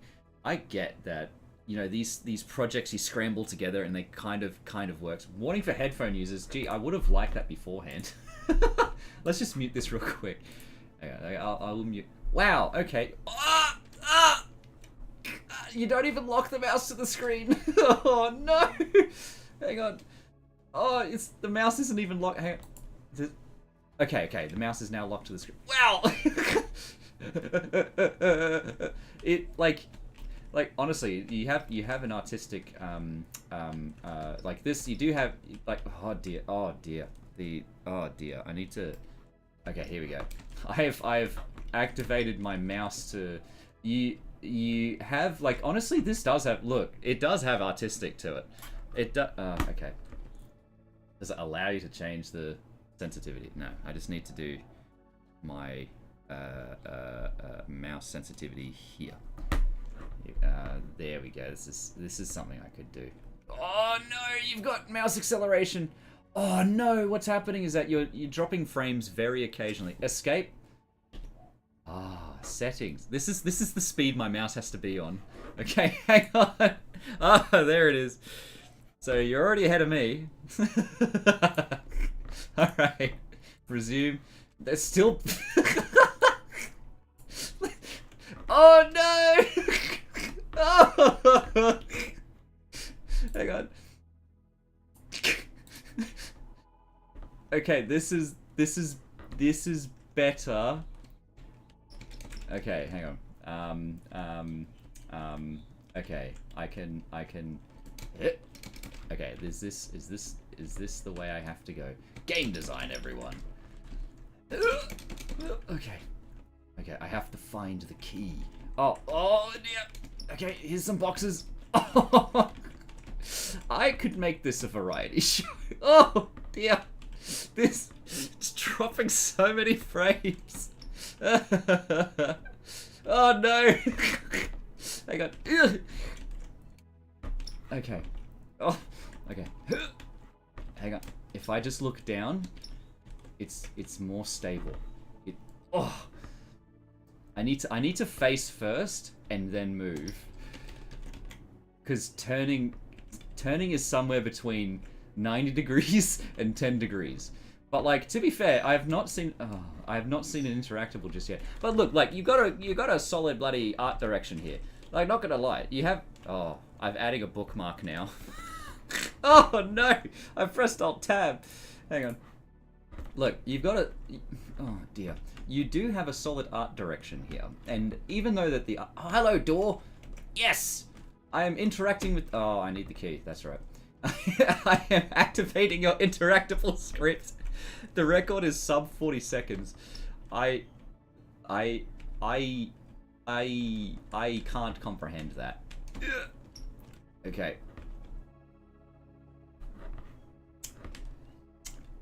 And there's a keypad somewhere. Look, I'm gonna go for 4 minutes. I'm gonna try and see if I can get out in 4 minutes. Otherwise, I gotta get back to what I'm. Okay. There we go. Otherwise, I've got to get back to the stream. I am way off from the key. Okay, oh dear. Hang on. Let's restart. Let's go for another minute. Let's just go for a minute. And now, look, you've got solid art direction. Not gonna lie, you do have a. Oh dear, you do have a decent art direction.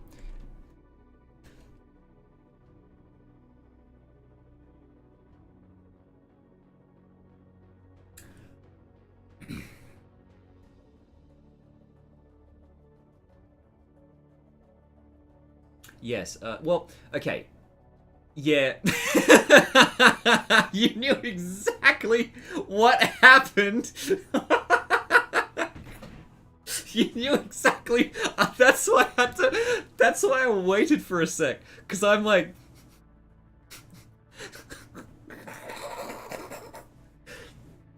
I knew you knew what was gonna happen. Because it's like, it seems like something that everyone has run into like multiple times, and you're like, no, don't do that, and you're like, too late, bucko, because you forgot about web browser shortcuts. Oh dear, I'm being too loud. Okay. Okay, I gotta. Okay, I'll pause on this for right now because I gotta be quiet. I gotta be quiet because my son is. I woke him up. I woke up my son. It wasn't okay. Okay, that's fair. Okay, that's fair. It wasn't intended for web players. That's okay. Hang on. I need to. Sorry. I need to. I just accidentally woke my son up. He got scared, so I need to move. We'll just move away from this for now. I'll head back to reality for a moment. Look, everyone starts somewhere. I'm surprised I didn't run into that before. I had crouched a lot. Anyway, look, it's okay. We'll get to what the stream actually is now. Look, hey, you know what? It does. Software and game development. You developed that game. I'm still within the category. Okay.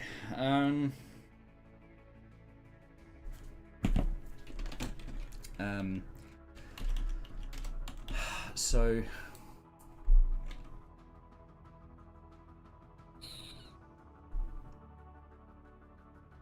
No, I'm not gonna have dash count be upgradable. I kind of want to, oh, and as you say, DV Alan, welcome, Alan. Welcome back? Question mark? Is that your, no, this is your first chat. That's right. That was your first thing that I pinned there. That was a good one. As you said, hang on.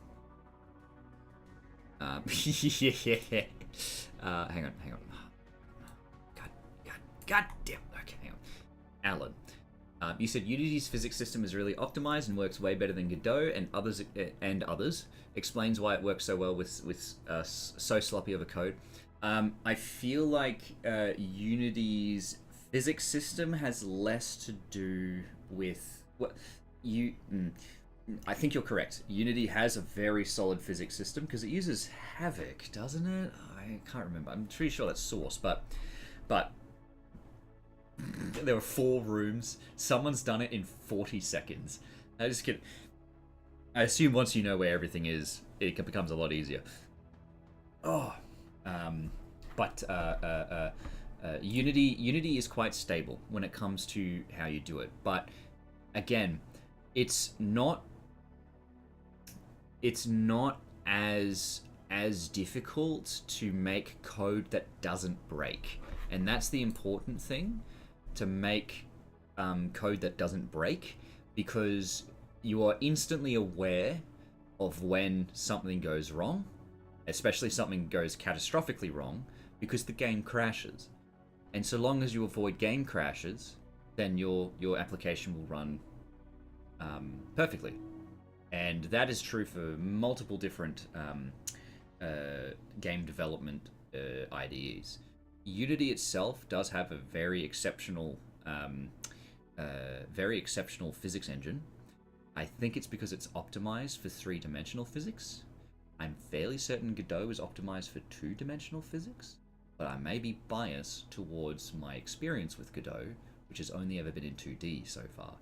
I would like to go into 3D game dev with Godot, but at this time I'm just doing 2D, just to step into it.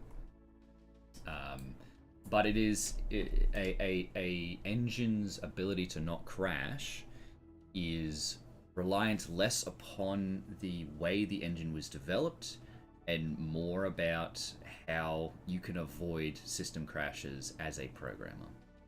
And 3D Godot is working really well for you. Excellent. I'm keen to get to 3D, but I'm just creating this one first. So, right. I will focus less on what abilities I can give my player at this time, because I do need to do bombs and mines. Those are the 3 ones I have. The absolute slop of code you read was put together in 25 minutes. Look, I don't doubt that. I don't doubt that for a second, because that is definitely a possibility, and it seems that way. So, look, I need to get back to here. So, what I need to do now is put the I need to put the...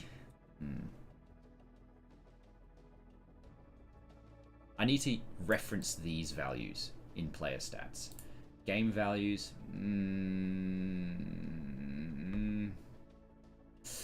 I don't know what I'm doing with that one. I will just, in project settings, in globals, just delete this one for now, because I don't know what I'm doing with that. But I will then come back down to... Oh, actually, I'll just get rid of that. So volume slider, I don't need anymore. I'll just close that one. Also close this one, and I'll stick it up just with this.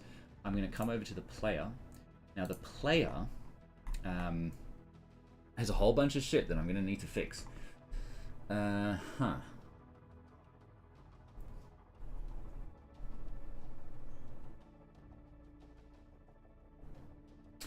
Because yeah, absolutely no research into how interaction systems works. Like, it's honestly, as much as we can trash on that code, it is amazing that you got it to work in the way that you did without any knowledge about how these systems actually work. That's amazing. It's kind of like listening to someone's broken English, right? It's you know, funny the way that someone might be able to use a language like English, something that you speak every day, or something I speak every day. But the way that they learnt it was by listening only to, I don't know, translated animes. Like English animes, for instance. And that's the only way that they learnt the language English. And you can still have a conversation back and forth, you know? That's mind-blowing to me. Like, that is exceptional. That you were able to make a system like that by brute force, like scraping your noggin against fucking sandpaper to get that going, with no knowledge of C# still, and like trying to interpret something, and it works. The important part is it works, which is what you're after. That is what you need when it comes to that. I really need to... Okay, it's 24 minutes since the last ad. There's probably going to be another ad soon.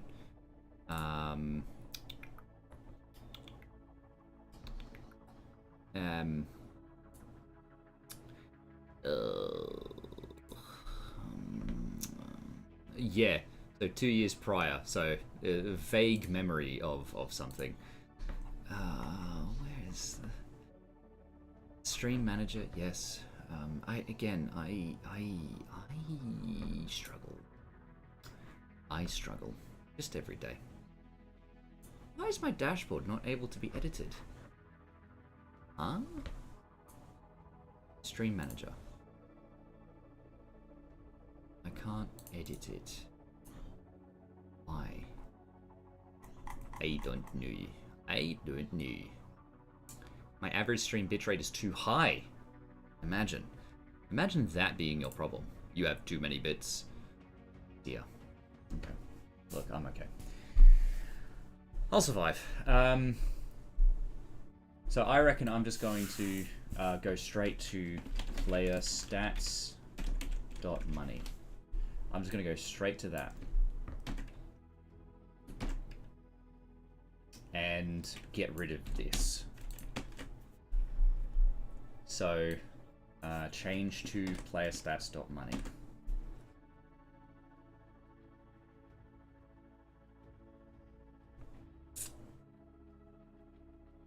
Okay, so that enables the player to. There's so, and there's so many things here that shouldn't be, but it is what it currently is. The player has a max health of 3. It has a shield on it, which has a certain health and size. I need to have the player control the shield health, and doing that by allowing the player to access the shield, which it has. So I'm going to come over here, and in ready, I'm going to set up the shield. Shield health. Shield health is equal to player stats dot shield, player shield HP. And it's not shield health, it's max shield health. Right. I don't know why these are here.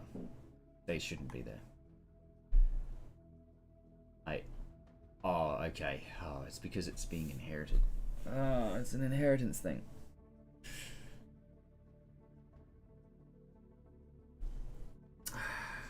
It's okay. It works for right now. I'm not going to change it. The interaction system itself was made reusing the Godot tutorial's raycast, which was used to prevent me standing up if there was a ceiling, and learning that you can check the name of the object that it hits. Yeah, so you see, that's what I mean by, like, you brute forced your way into an understanding of programs, right? You brute forced your way into it. Because, and that's what I find is amazing. You have the mindset to be like, well, this works for this, and you can get this from this, so let's see if I can use this for this purpose. You have deliberately tried to renegotiate your own knowledge about a certain system to see if you can achieve something else, which is so important when it comes to programming. That's the mind of a software developer. You know, that's the mind of a programmer. You know, that's that natural thing. You didn't just ask the question, which again, asking questions on Google is like one of the more important things that you need to learn as a programmer as well, how to Google something. But the fact that you were like, oh, I can get this from this, therefore let me use it for this, and it worked because that's what that allows you to do. So yeah, that's it, and that's what I find is exceptional. Because yeah, you brute forced that knowledge in yourself. It's good stuff. I don't know why I do this. Why do I do this? I could have just had it reference PXL. Oh no, because I do change it. I do update it inside here, so that's fine. It's okay. It's okay. Look, it's alright. Ooh. Because I sort of had this idea where it's like, when using my dash ability, like, I want the player to be able to overload themselves. You know what I mean?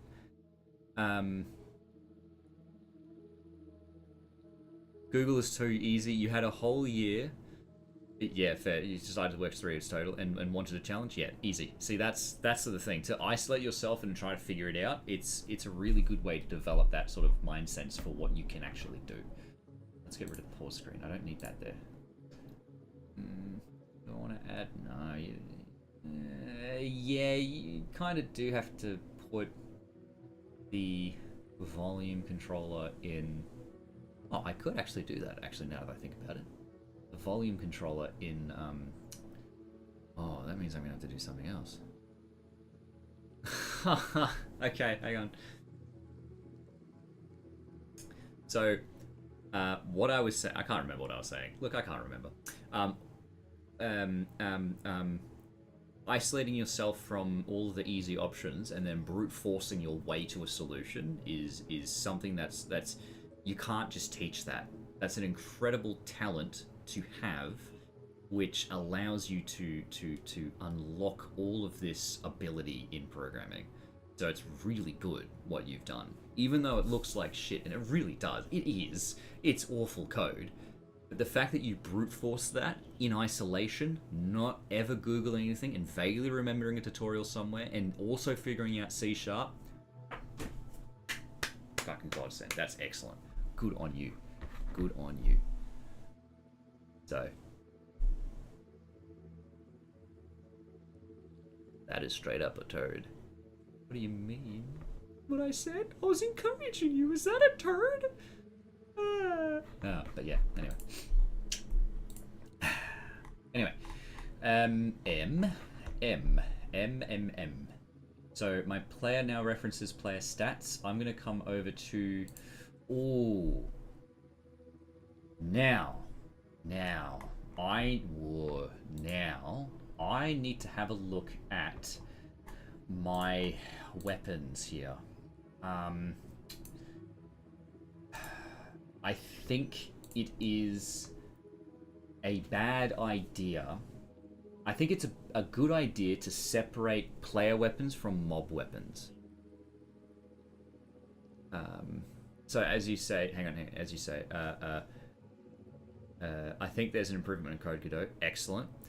You pointed out the update habit you have. Yeah, so look, you can put those sorts of things in update because again, it'll work, but if you have every time, you have to remember that update runs every single frame. Every single frame. It'll check whatever you put in update, which can slow down your game's execution significantly if it is something that requires a calculation.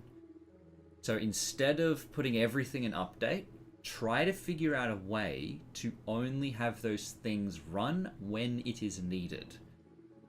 That's the important thing to remember. That's why, for instance, when it comes to my triggers, these little map change triggers, if I come over here to what it is, hang on, no, not that, this one. Yeah, my map change element. If I have a look at my map change element here, my process, this is update, process is empty. Nothing that this has to do happens in process. What Godot allows you to do that Unity really... I don't know if Unity struggles with it. Sort of. What's really simple in Godot is these signals here, right? What are these signals? If you select on a node that has certain signals, you can see all of the things that the node itself can call, right? These are signals that are inside the object, which is an area 2D. As you can see here, it says area 2D. If the screen is large enough. I did lower the things. It's kind of you may let me project settings. Editor settings. I will actually increase this to 1.25. Let me just save and restart this. It is visible. I will just go back to 150% just for the people with lower internet speeds. This is so you can see it. That's good. I'll put it. Being magnanimous, I failed significantly. I need to see things, guys. I need to see things. Okay, shush. All right. Again, signals. When you have an object that is of a certain class type or a certain type of object, you can have signals contained within that object. In Area 2D, there are certain signals that will be called anytime a condition is satisfied in the internals of what Area 2D is. When the player or the player object or when any object enters the area of the Area 2D, it will fire a specific signal. So since I'm specifically looking for bodies and specifically looking for the player, I am using this body entered signal. And you can see here I've linked it to onBodyEntered, which is the default name that is generated anytime you right click and press connect. Right click, press connect, and you can say onBodyEntered, and it will connect that signal to this function, which means this function will run anytime this signal is called. So whenever a physics body enters an area, it will run this script. So I have asked it to have a certain amount of variables, which is if map changes on entry or if map changes on exit. Cool. If map does not change on entry, it will just not run the function after that moment. It'll run the function, but then it will check that variable and then it will clock it off and not run anything else. If the specific physics body is in the group level, then it doesn't activate map triggers. Is there a command for this when a key is pressed? Yes. So, yes, actually, Godot has a function, an internal function like process and like ready called, now let me go to my input handler here. Where is it? Utilities? Is it utilities? Input listener. So Godot has an internal function which all nodes have. All nodes have this function, which is input.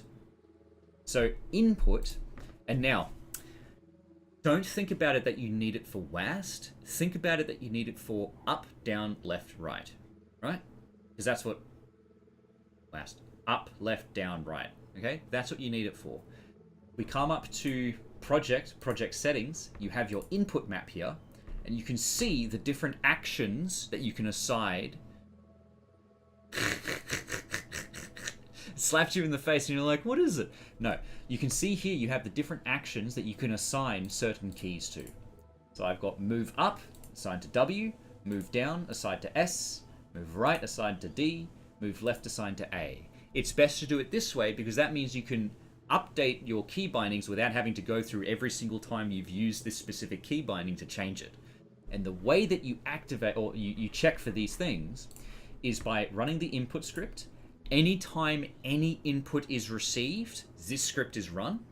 Anytime any input. It's good that you use the input map. So anytime any input is received, including moving the mouse or including any mouse movement, you use input. And you have the event. The event is the specific input that's received, and you can then do stuff with that event. So you use it for the mouse currently, good. But you can use it for any inputs at all. This also includes touchscreen inputs. It also sort of includes UI inputs, and by that I mean specifically when your mouse interacts with the UI, it goes through input. But then your UI elements will do certain things. But I don't know much about UI, so we'll move aside from that for right now. But from controlling a character on the screen, everything is done through input. And what the code or the primary thing that you're looking for, if I have a look at this button, is button, you have a look at here, you use the code is action applied to the input event. So is action, whatever you've set up in the input map, then that will allow you to know that this specific input event is that action. Excellent. You can also come down here and see where is it?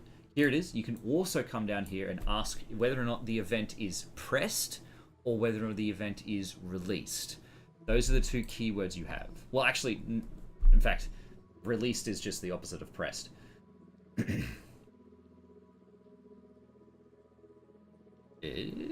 Interesting. So pressed or released is the two things. I use pushed here because I'm an idiot. But yeah, pressed, you can query whether the event is pressed. And you can say yes or no. You can't detect if it's held. You have to do that yourself. But if it's any time an input action is used, then you ask whether or not that event is pressed. And then you can do stuff with it. Since, say, these are buttons, I have specifically put I delineated all of my inputs into enums and all that's like different things. You don't have to do this. I've done it specifically because this makes sense to me. But literally, if you wanted to, let's see if I delve into my my bad code here. Pause cursor. Hang on. Did I already update this? Have I already updated this? Yes, I did. Sorry, I have updated it. But literally, you can query on input if an action is something. So, is the event called for it being pressed once, or the duration of being pressed per frame? Just once. Only on the frame that it is pressed. Only. So it's just when it's pressed. That's why I say that it doesn't understand held or not held, the input events. It only knows when it is pressed and when it is released. That's why it's really important to use the input system in Godot, because if you do it on process, it's going to keep checking the state of that button every single frame, which, again, not a computationally intense action, because all it is just looking for a state or a boolean, but it is one more condition that is checked every single frame. This code, or at least input, where is it? Hang on, back in my input listener, and going all the way down to input. So this function is only ever run anytime an input is received, which is at maximum every single frame, and at minimum not every single frame. So, you can also do shortcuts. Shortcuts are something you can map. If you come up here to the project settings input map, I will just add a new action called p shortcut. I then come down here, shortcut, add a symbol to it. I can say do Control C. Oh, it's a... Okay, hang on. Okay, so you said NC and Control and WASD keys? Yeah, fair enough. You don't have to do it every single frame. What you can do is assign a state variable to these things. And the way that you can do that is by... Let me just grab a new script. Let's just call it test please delete. So here we go. That's never going to get deleted. I will grab the input event. Here we goes. Let's just do pass for right now. Say that you've assigned control to the action P. What is control in my project? Actually, let's have a look. Control is not in my project, but I'm gonna. Anytime I say R, just imagine that's C. Anytime I say Q, imagine that's control. Okay. So remember, anytime an input is received, or when a button is pressed, or when a button is released, then that's when this code gets set. You can come up here and write var, I don't know, crouch. Say var crouch. Yep. And you can set that as false. You can then say var, C is your prone, right? C is prone. Right? You can come to input and then you can type if event.isAction, whatever you've assigned control or something to. I'm going to say p reload, because R is my crouch button, but just imagine I said p crouch. Here's this one. Yeah, just imagine I said p crouch, but p reload. Then you can say crouch equals true, or something like that. You can say something like that. No, crouch equals event.isPressed. See that? That allows you to check whether the event is for reload, and then set the crouch variable to whether or not it is pressed or released.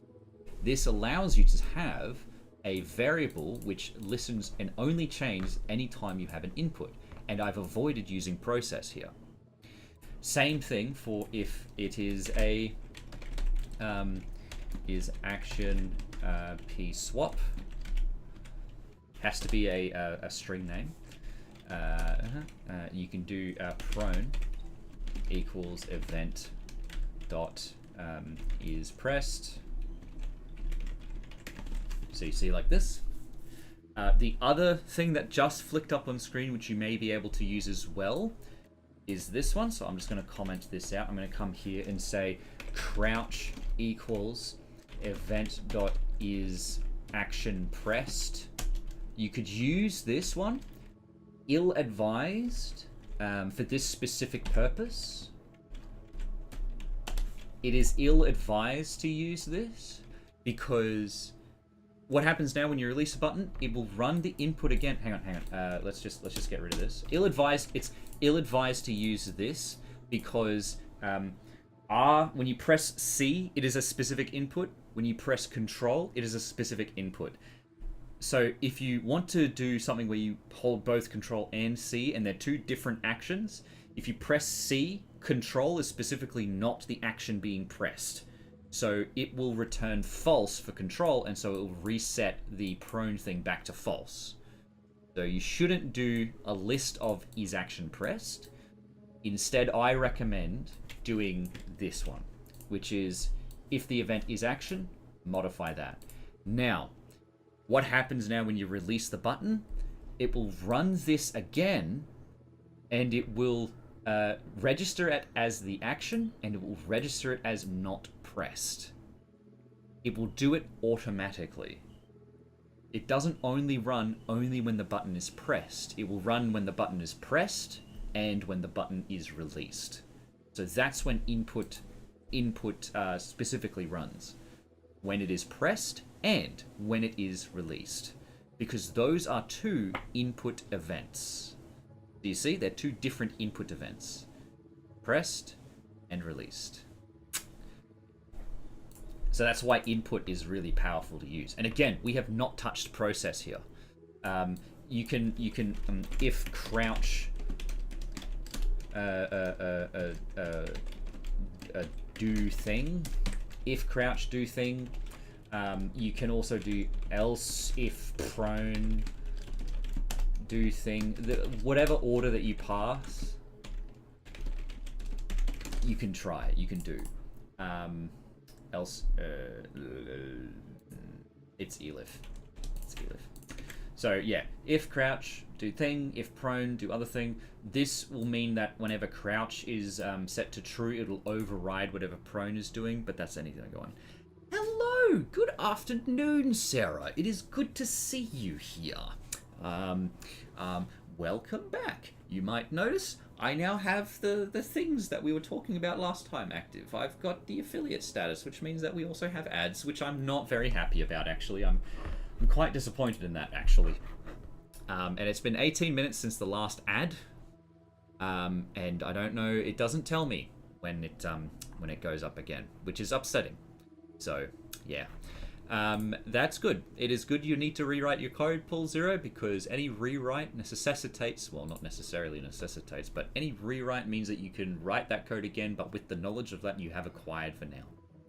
Any time that you do input processing, do it in input. It is so much better, because then you don't have to check the state of a button every single frame. You're just modifying the state of the button every time an input event is received.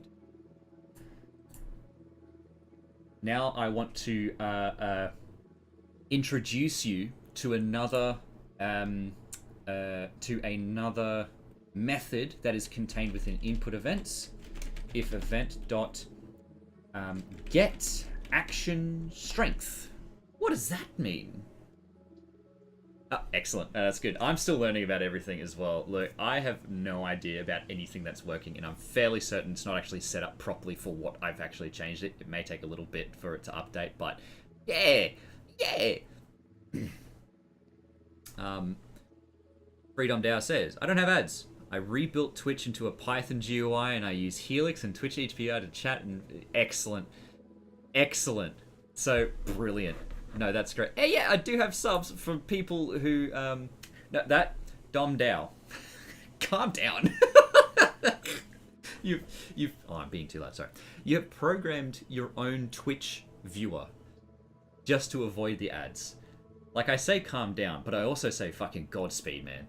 That's the brilliant things. So, ads fucking, I hate it. I hate it so much. And yes, I do have subs already. Primarily because, both, I'm pretty sure it's Fanny Slam and it's, not Pull Zero. Pull Zero is the one I've been having the back and forth with, but the Rithik. The Rithik is a good boy. And, yes. Yeah.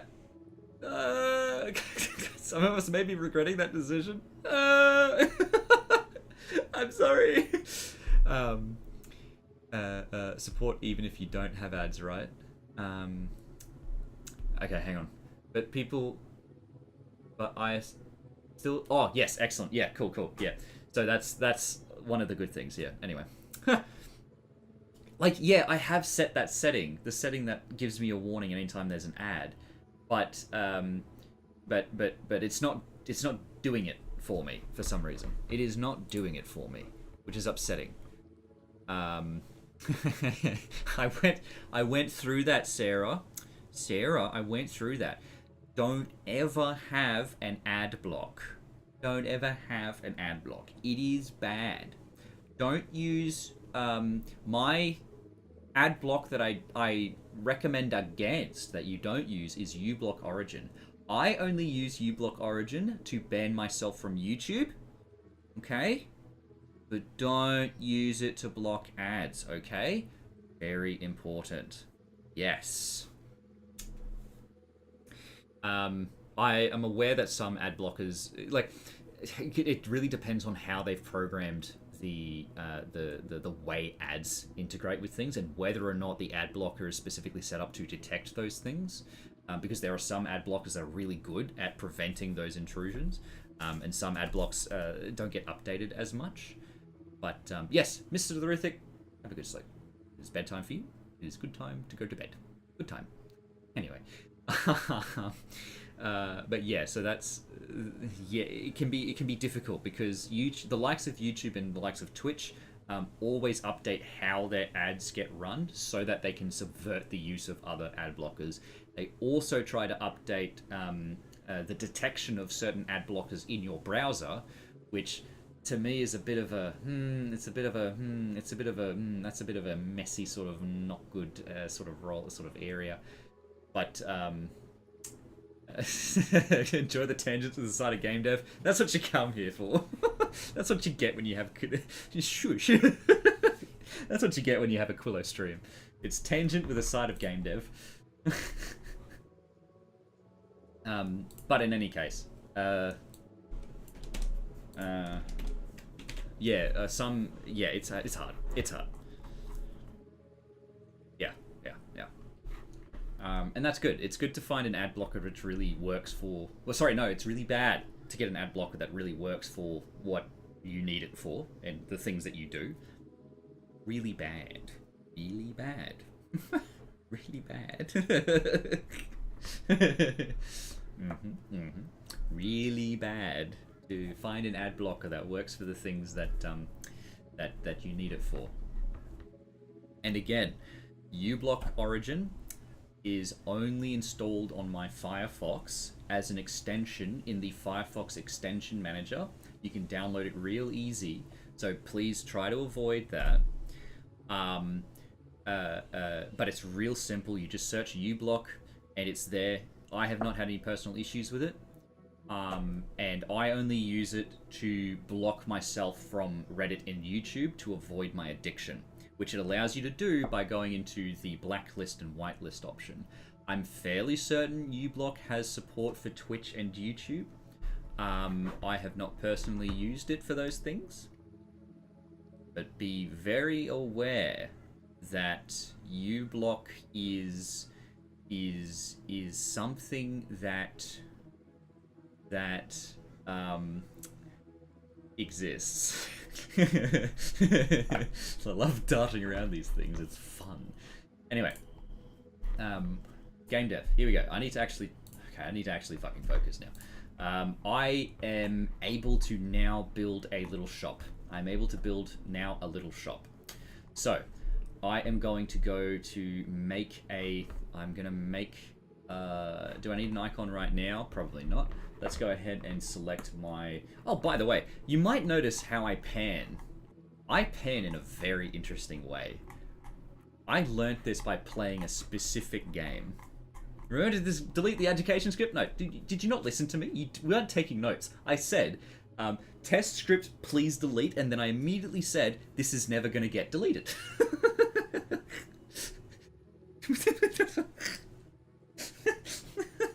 Because that's the existence of these things. That's gonna be in my thing forever now. It's gonna be there. Sweet. Have another monster, mate. It's the monster mash. Anyway. So, yeah. I pan. This is how I pan. I know I can do this, like hold middle click and look around, but I specifically pan like this. I zoom out and zoom in a very particular way because I learnt that playing Civ 5. I mean, if you say so, I guess you must. Indeed. And that is if you're still within your health. I do YouTube vids as well. In fact, if you follow my Discord link and look in my server in my announcements channel, you will notice that I have linked a YouTube copy of this stream as well, which is somewhere else, so you may be able to watch this ad-free, which, again, don't do it. Don't do it. But yes, I do YouTube stuff. If you search my Twitch handle on YouTube, you will find all of my YouTube things. There's an outbreak coming in. I need to pee as well. This is really good. It's coming in. Yeah, so if you wanted to watch with YouTube ads, which again, I'm fairly certain my live channel is not set up for monetization. So, and I'm fairly certain I had my YouTube monetization revoked anyway. But I'm fairly certain it is ad free on YouTube. You have no ads. Good. You're there now. Oh, but I need to also make sure that there's notification. 2 minutes. Okay, got it in 2 minutes. I will need to take a pee, so I'll be back in a bit. But anyway, it is good that is there. It's not okay. So it's not in my Stream Elements chat, but it is in my Stream Manager chat. Okay, fine, whatever. So, yes, I am on YouTube. You can find me on YouTube, and I have done things on YouTube before. I played video games. I made vlogs quite continuously for a little bit, and then I had to enter the real world for a little bit. So that's unfortunate, but maybe I might come back to it. Not really. It's not really something that really fulfills my soul, if you know what I mean. Anyway, right now before I go, I'm just going to create the yes, I'm going to create the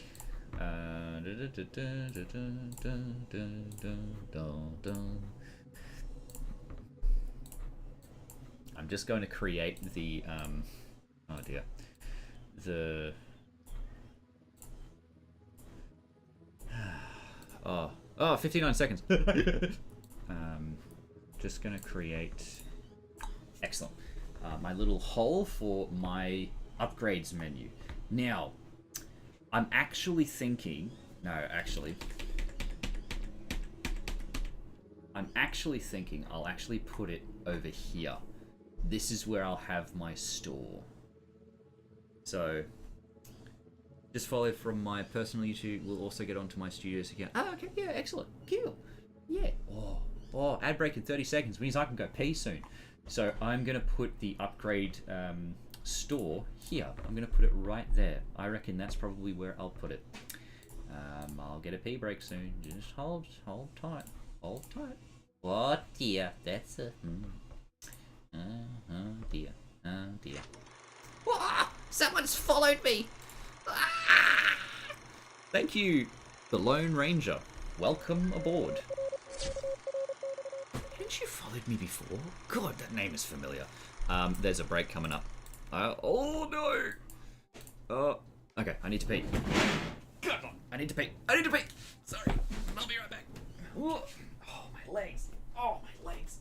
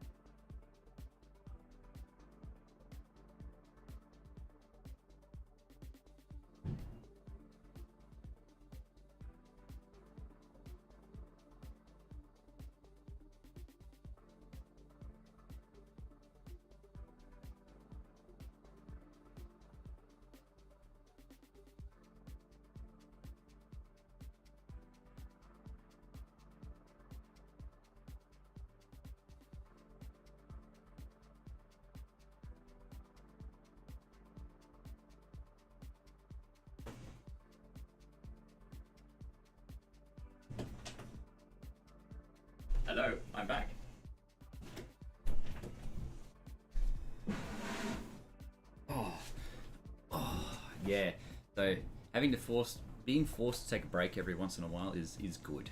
It is good, I would say. Now I did take a little bit longer than I was supposed to, but it's okay.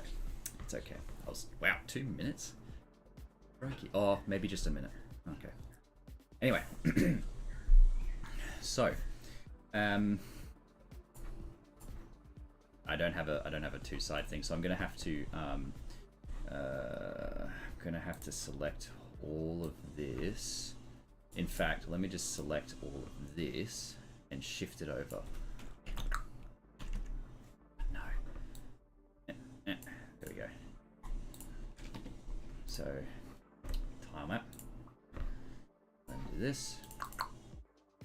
Damn it! Oh, come on, man. I'm trying my hardest. All right. Oh, I need to update all of these things. Right. So let me select. So I'm realizing there's a problem. Oh dear. There we go. There's a problem associated with me using the tile map in this way,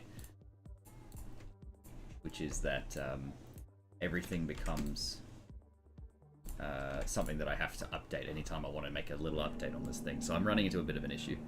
But yeah. Oh, nice. So, thank you. So you made. Oh, there you go. So yeah, you got 3 more YouTube subscribers. There's another channel on my regular channel. So there's Quillo and then there's Quillo Live. My Quillo Live is where this is happening here. So the voices are back. You are the devil on the shoulder, which no one else can see. Wow. Full zero. Oh, it comes in from YouTube chat. Good. Sorry. Sorry. My bloody throat is itching me. Pool Zero is having his own little conversation on YouTube, which is great. Sorry, I can hear my son crying in the background. It's not good. Allow me. Okay, I will have to put a 30-minute timer on. There's no way I can stop the ads though, so I'm gonna have to chuck on a 30-minute timer because my child is crying in the background. Yeah, because you can have YouTube running the stream, and then you can have Twitch on the side just muted or something, so you can still chat on Twitch or something. That's something you can do, which is great. But right now my son is crying, so I'm going to go and give my support. Not that one. This one. Yeah. Here we go. So I'll be back in a little bit. Where's my sources? There they are. This one. Interact.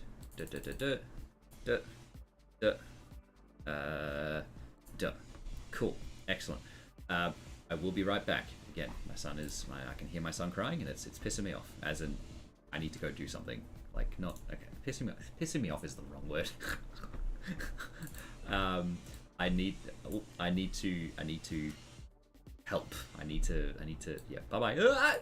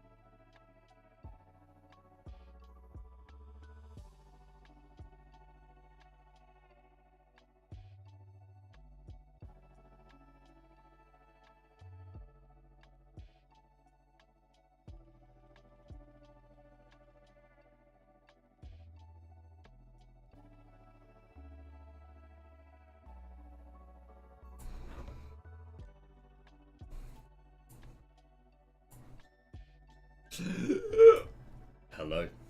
I'm back.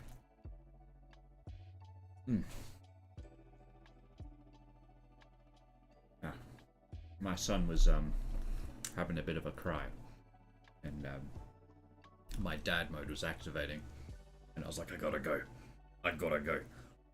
So, and then I got a bagel. What's in this bagel?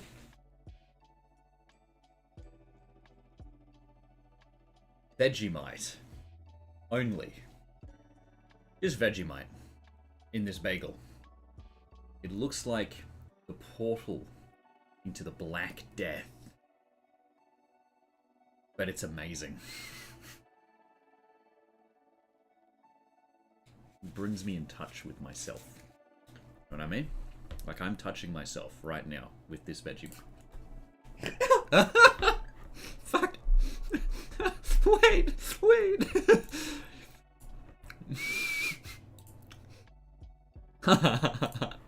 Anyway.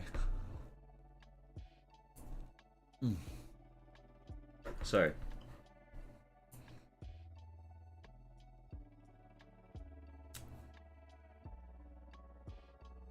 Really. That shows he's from the USA. Smelled veggie. So, you said your husband, Sarah, smelled Vegemite before he tried, and then you refused to try it. How? How do you refuse to try that? It smells like motor oil. Why wouldn't you want to eat it? Oh, it's so good.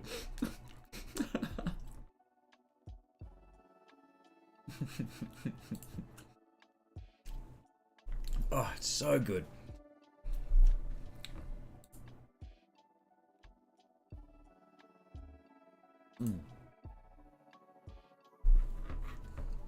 So,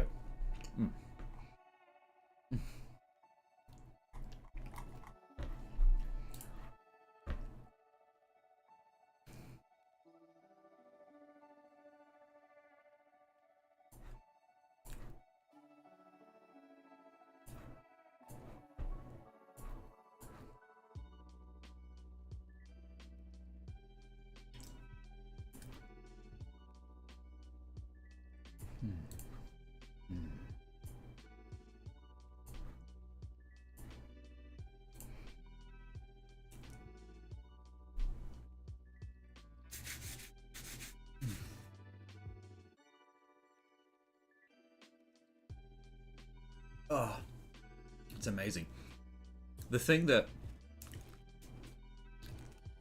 So there are certain things about certain cultures that you don't understand until you go to that place. And then you start to understand the whole thing. One thing that I'm sure you can confirm with me, Sarah, about the conceptions that people from the US typically have with certain products, primarily bread, is that you can leave it in the cupboard and it'll be right. In Australia, no. No. You need to eat them within a month, right? Oh, well. Gelfilt fish or gelfilt fish? Even the name of that, I'm just kind of like, no. So you said, yeah, they believe Vegemite is like Nutella, and then you just lather it on, slap it on like butter, or, sorry, like, because they don't put butter on their bread. That wigged me out. Anyway, but like you lather it on like peanut butter or jam and just slap it on a bread. No, that's what you do with most spreads. With Vegemite, I do that with Vegemite because I fucking love Vegemite, right? But if you've never tried Vegemite before, you want to put just the tiniest amount. Welcome back, Pool Zero. I am also returned. I hope you're enjoying it so far. Oh.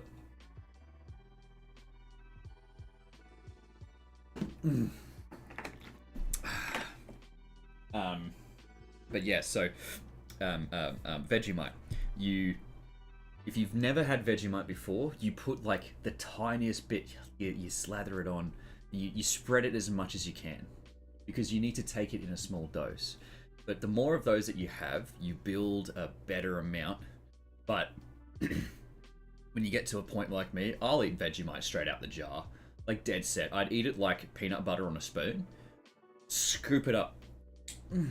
It's just, oh, it's so good. So you say, oh, okay. So butter on, no butter on bread is weird. Not that you eat much bread or carbs these days. That's fair. But like, even I'm still tasting the Vegemite. I want more of it. Fuck. The reason why they don't put butter on their bread is because their bread is random mobile number. Screen. Hi, call assistant by Google. Recording this call for the person you're trying to reach. Hello, dear user. Your phone number will be out of service today. For details, English service, press 1. Chinese, press 2. Boy. Good boy. Just a good boy. Look, I don't care. I got a missed call from a number I might actually call back. Oh well. Oh man, like Vegemite, like especially Vegemite and cheese on a bagel. Oh, it's so good, especially when you get to the middle, because there's like this chunk of Vegemite that happens when you slather on a bagel. There's a chunk of Vegemite in the middle. It's kind of like getting the gemmy center out of a treasure chest, you know? Like, oh, it's so good. Delicious. But Americans, and again, confirm me on this, Sarah. Americans don't put butter on their bread because you've rated me at a good time because I am not ending the stream right now. Good. Hello. Hello. Welcome. Thanks, Argo. Really appreciate the raid. I don't know why I was like the raiding party and things, but it's good because I'm going to be staying on for a little bit. So there you go. Yeah, Vegemite is very much an Aussie delicacy. Hello there, Sunset. Welcome back, Null and Void. I love that name. That's a beautiful name, Null and Void. Brilliant. Love it. Excellent. Good. And again, the same fucking. Okay, hang on.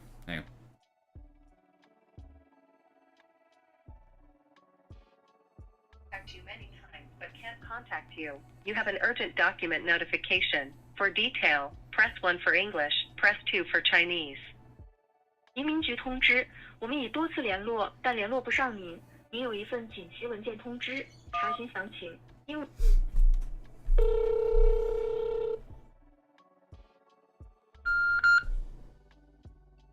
Hello. Among Us.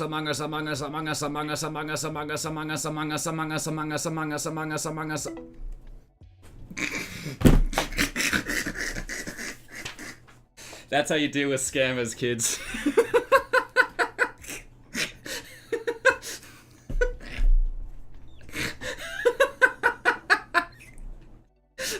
It'd be great if it was actually the Immigration Bureau, but anyway. Oh dear. Sus, Among Us. There's always that little bit of worry in my mind anytime I take a call like that, and then like they'll stay on the line. It's my biggest fear. Like I run out of breath, and they're like, "Are you done?" And I'm like, Among Us. What a great thing to start on. Oh, we always have fun here.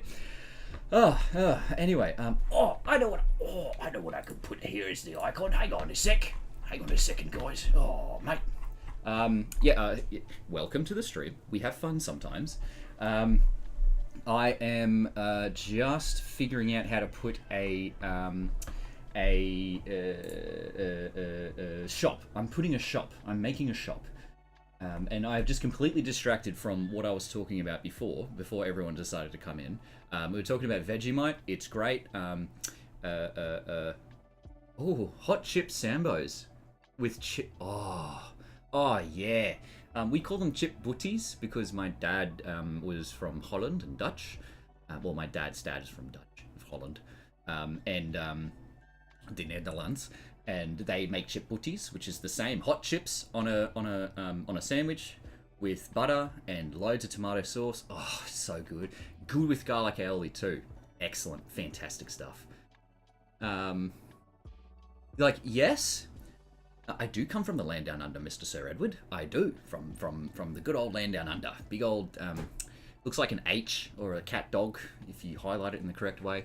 Yeah, it's a good one. The right side of Australia looks like a cat picking up a treat. It's great. It is fun to mess with scammers, but it does add your number to a list of active numbers. But that's good, because if you're the type that messes with scammers, more likely they'll call you, and you answer and you mess with them. Wastes their time.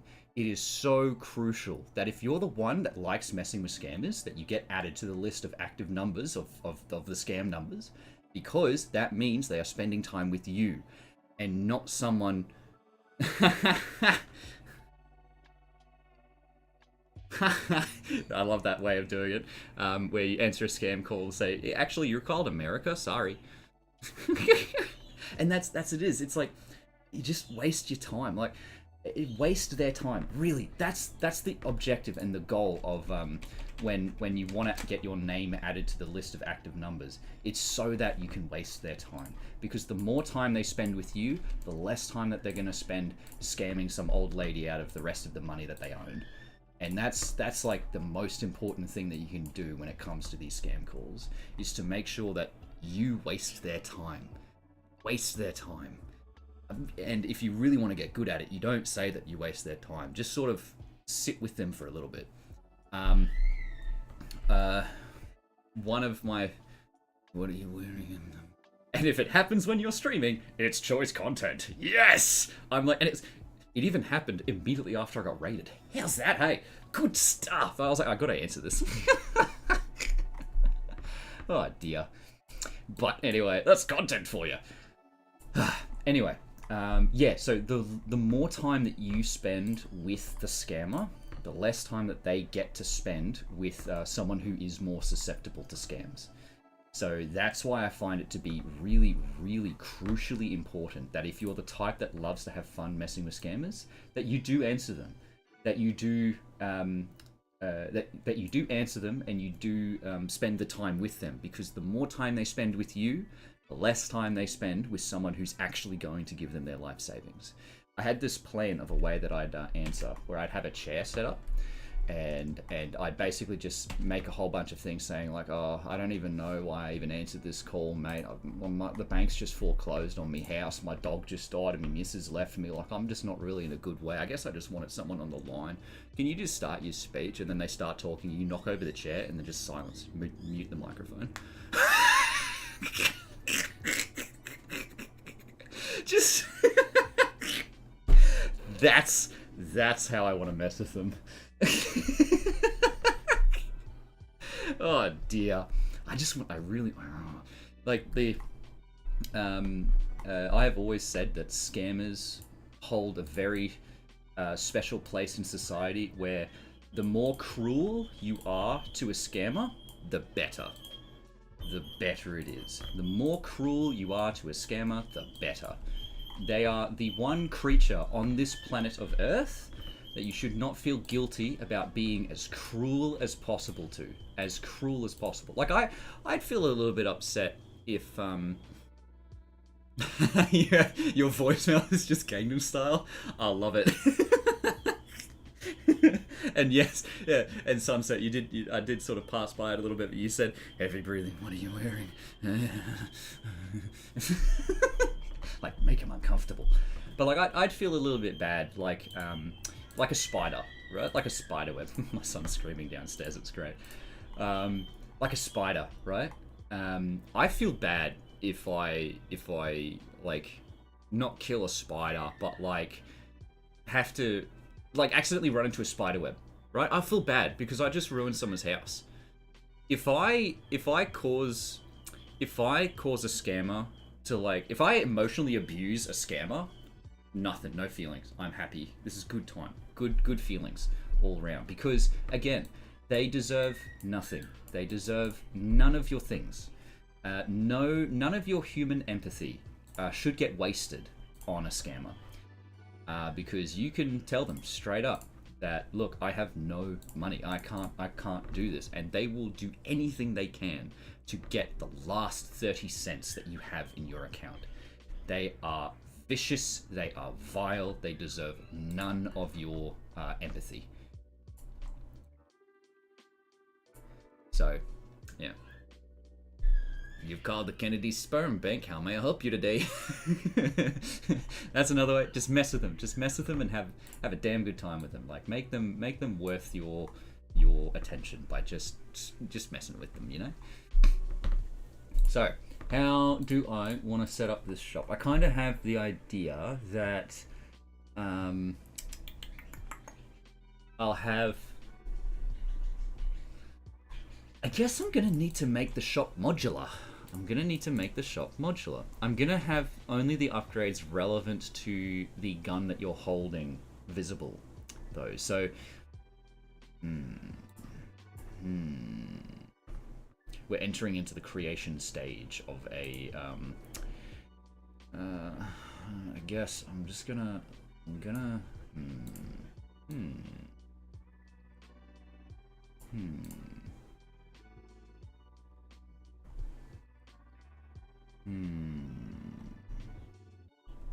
because this is going to be out to the left side of the loadout menu here, and the icon that I'm going to use is actually, I'll just set that up now. I will come over here to, where is it? It's in my map master. No, it's not. Oh, they're just chilling. They are just chilling. They are bin chilling. I will put all of these into my map master, and I'm going to put a child node, which is I guess just a node. I can just do that, and call them map change triggers. Map change triggers, and I'm just gonna shove them all in there. I am using a node like a folder because fuck you. That's why. I'm going to grab loadout main. I'm just going to duplicate that real quick. I'm going to put this over here. Oh.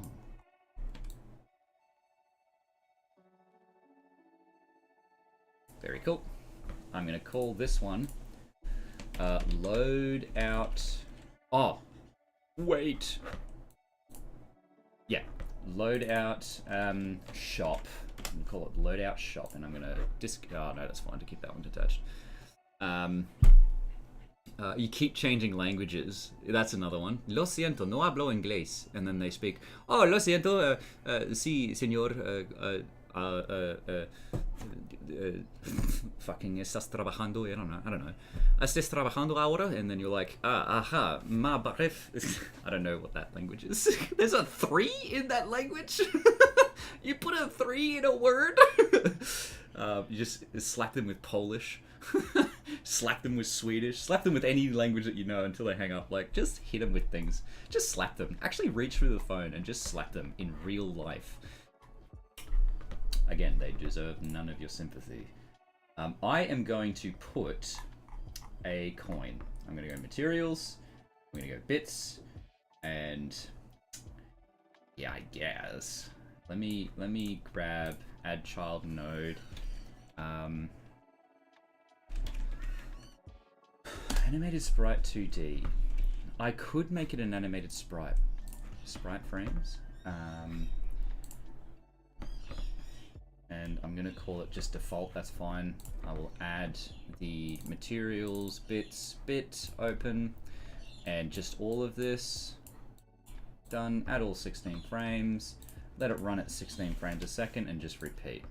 See, that's my little bit. I will actually run it at maybe 8 frames a second because this is a menu. It's not active. Yeah, that's the way. And then I want this one to last for maybe twice. This one to last for 1.6, this one to last for 1.2. Yep.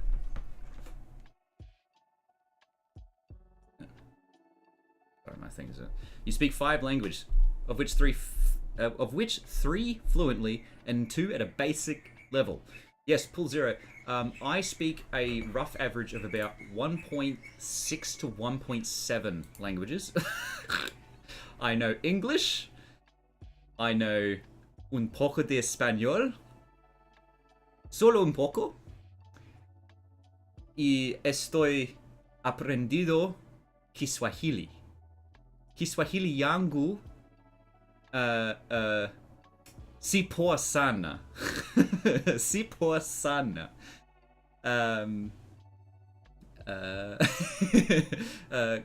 Kwa sababu mimi ni learning kwa mpenzi wangu. So anyway, that's okay, Sunset. You have a good day. I'm always happy to see people around. So you get those things done and then call it a day. But thanks for popping in. And yeah, you have a good one. I'll see you in the next one, whenever that happens to be. Hopefully tomorrow, but you never know. A child is very volatile to work a schedule around. They don't appreciate the idea when I say, but son, I have things online to do. Hang on a sec. This one, I'll then put it at 1.8. This one at 1.4. And this one at 1.02. Yeah, sure. 1.2. Okay, and then same thing with this one, 1.2,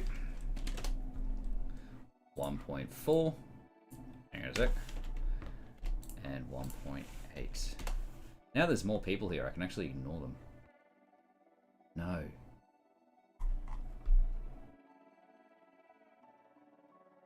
Looks good? Yeah, looks good. Looks good to me. Cool. I will now put this over here. I'm going to scale it up. And in fact, I'm gonna make this, I'm gonna make this like 8 times. 8 times slower. This one as well. 8 times slower.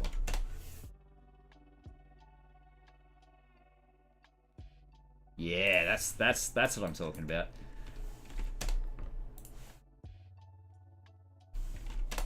Oop. Okay.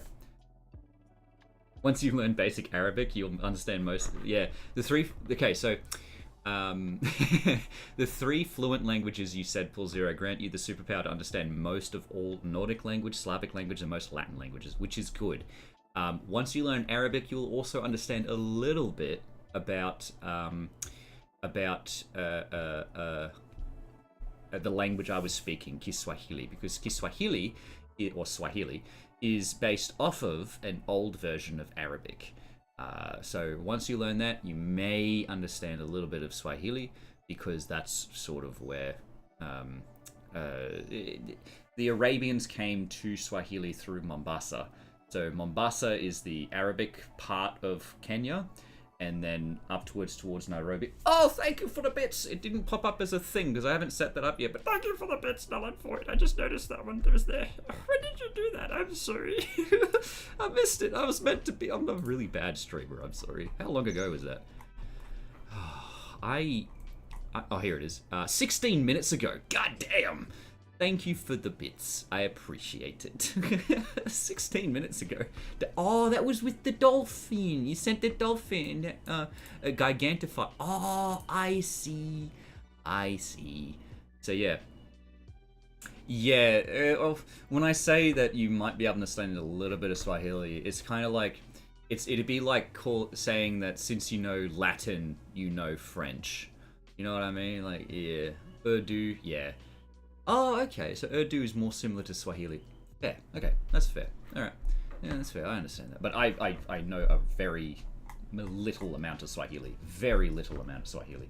It's just because my partner speaks it, that's what I was saying in Swahili.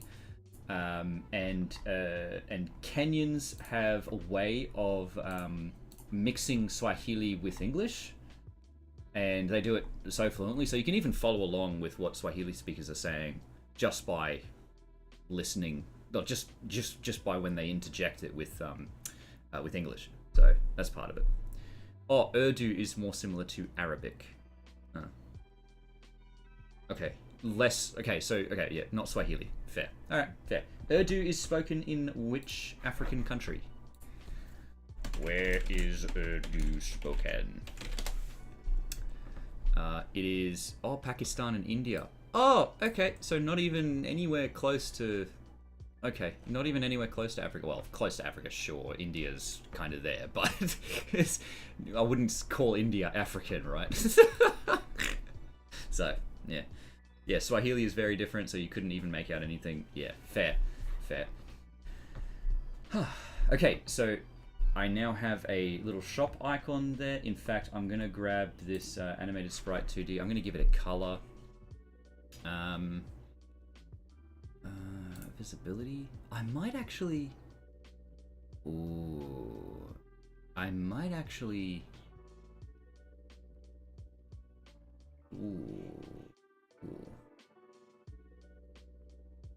So the other way from Africa is where the similar languages are. Yeah. No. Yeah. Fair.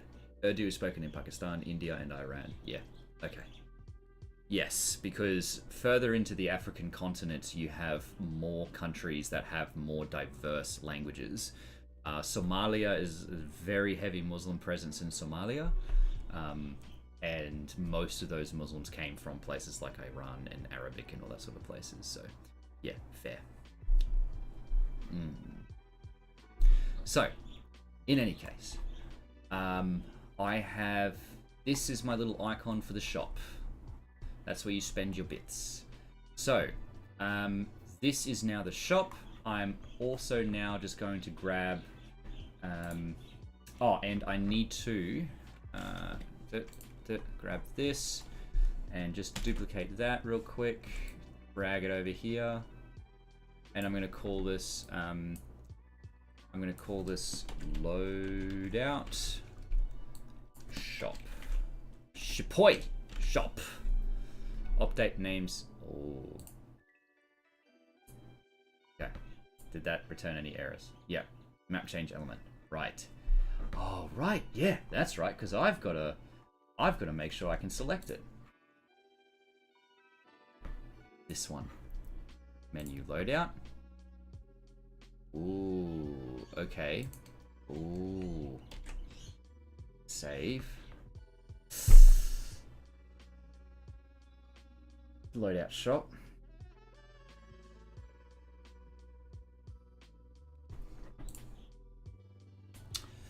Loadout didn't update properly. This is loadout shop. If I return this, it goes to blank. Loadout. Ah, oh, damn it.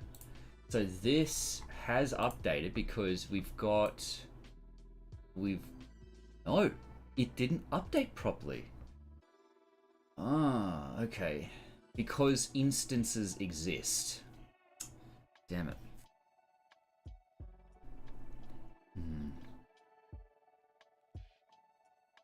Yeah, conjugating is always difficult in languages because you got to respect that there's a lot of strange things that you got to do to achieve it. Damn. I think what I need to do is my map change element. Loadout has not added. Did I change? Oh, did I even change? I did. Loadout shop. That is changed properly. So loadout shop. Update names in all files. This pops up here. And you can see here, it does say loadout shop. I'm fairly certain now I have to close and reopen it because instances of the map change element exists. So it's a little bit frustrating that I have to close and reopen Godot in order to do the thing that I want to do, which is allow my drop-down box enum to select the updated list of names of level patterns. So if I come down to here now, and I've selected loadout shop, I then look here, and loadout shop has now appeared. Unless that was there before and I was just spacing. Gross. And I've got 1, 2, 3, 4, 5, 6, 7. And there are 1, 2, 3, 4, 5, 6. So, which one's missing? Loadout shop, menu options. Oh, menu title. No, it's there. Main menu, loadout entry hall, menu loadout. Options. Options is missing. Why is menu options missing? This one here. Menu options. That's there. So I go to map change element, open up the script. So loadout shop is there now. Menu options is no longer there, but it is in here. Battle, default 1, loadout shop, loadout menu, menu loadout, all that sort of stuff. Okay, so if I now close and reopen, save and close, reopen, is it now going to add menu options back? Have a quick look. Yeah, menu options is now back. Good. Default 1, loadout shop, menu loadout entry hall, main menu, options title. Okay. I go back to game, and this means that my menu options, no, that's fine, that stays there, but this one is okay. That's strange. The enum disappeared from the pattern, and yet it still recognizes where it's supposed to go. That's wild. I think it's because it's a... Like... Yes. So, pull 0. You are correct. So an enum, you can't add stuff to like a dictionary. A dictionary is volatile, which means that you can add and remove things to it freely with no worries. However, in order for this drop-down thing to exist over here, it needs to use an enum. And that enum is, it's a magic enum that is set per, export enums, right? But this is specifically a string, specifically a string value. So pattern is a string. Oh, it's a variant. Okay, that's fine. But it's specifically a string, right? And this export enum, which allows me to make a drop-down of selectable items, is magic in that sense that this doesn't refer to anything. And I wanted that anytime I add a map label, which are these, if I go back to game, which are these things here, a map label for the ability to choose what pattern I want the map change elements to activate, that it does so automatically. Ordinarily, I would set it to something that it would collect all of the strings to, but you can't do it because it's using export and not an actual code.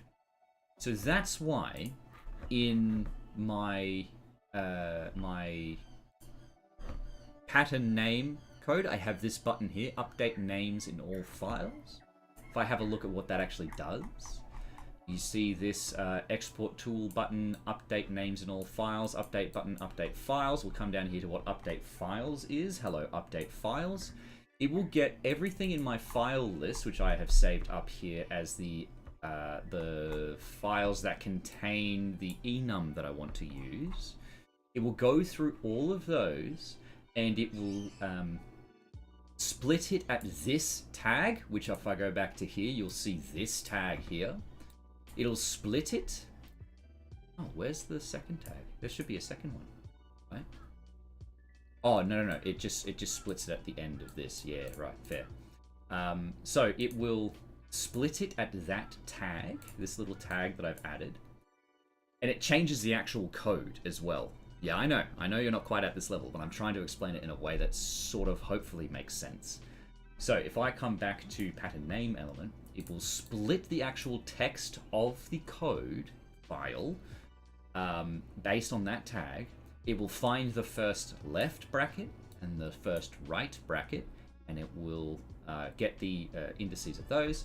It'll make a pattern list based off of all of the names that I've set, and it will print that pattern list, which is what I was referring to down here.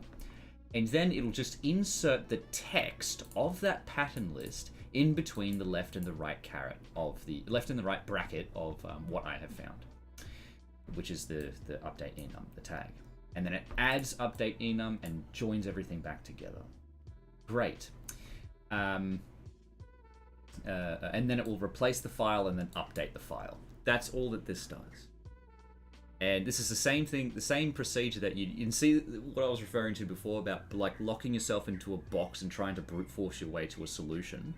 That is the power of what I'm sort of half doing here. And that's sort of what I figured out, because this is hijacking the system that enables saving and loading, which is just text document creation with Godot, just creating text documents. But specifically, the text document I'm referring to is the actual code of the game. Now, that's not going to have an effect when the game is running, so you can't reprogram the game once you've already compiled it. But this tool script won't actually ever do anything whilst the game is running. So the only time I'm ever going to use it is in order to update this enum here. But unfortunately, I can't seem to have an export selector.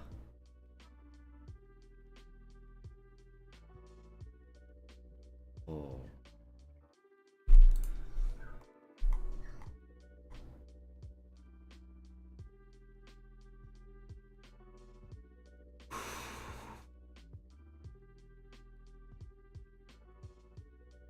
Because I was just thinking I can make the enum in this file and it will just update itself with all of the pattern names and things.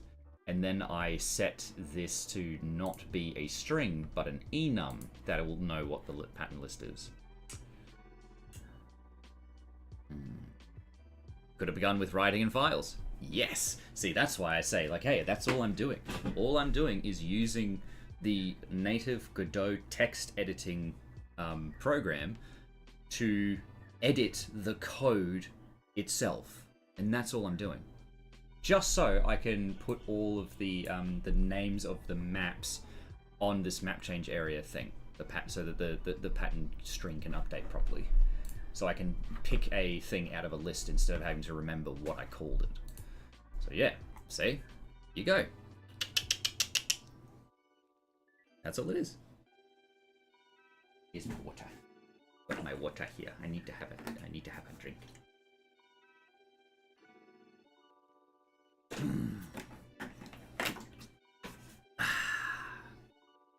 Good. Has my emotes been added? Yes! My emotes have been added.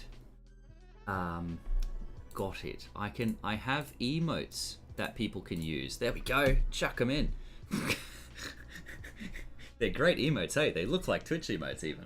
And I've had that in my Discord server for a long time. There you go. Now spread them and multiply. But yeah. Anyway.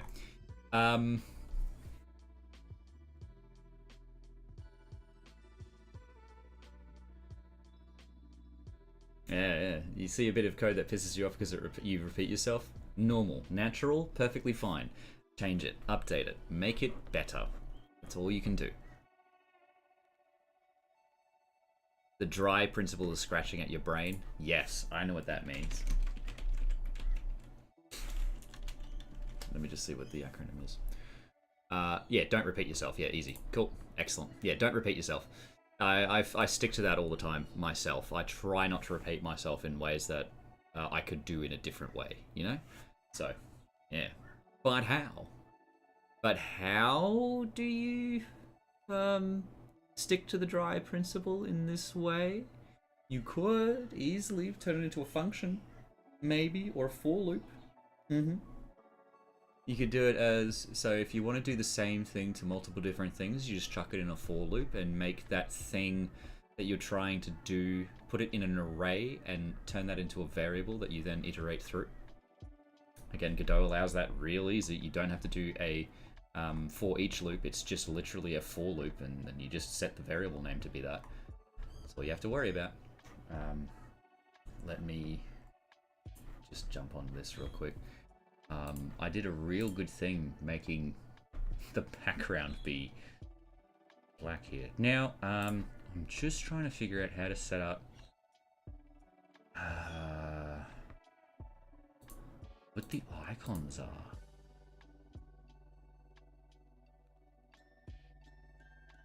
Like, the whole purpose for the dry principle is so that if you need to update the procedure that you do for those multiple times, that you only have to change it once, and then the procedure will change for every single one that you wanted to do it to. Look, your code doesn't have to be perfect for it to work. See, yeah, you could maybe you could do. Let me see it and see what you're talking about, because I may be able to help you with that. let me. I've just put back on my hang on. Let me send in a reaction. Let me do a reaction to what you posted in my Discord channel, which the link to is below in my bio. Anyone that happens to still be here and listening, hello. Let me just go ahead and put my face here. Right, this one. Yeah, chuck it in a code stamp. Let me see what I can do with it.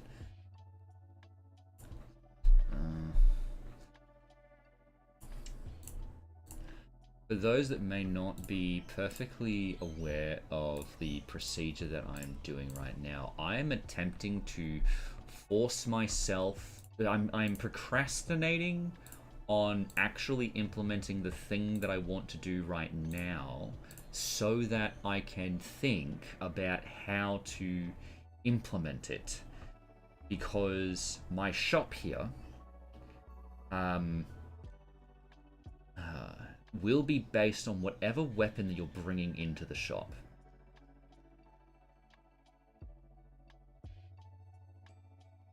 And then once you're in here, you can't swap the weapon. What I want players to be able to do is...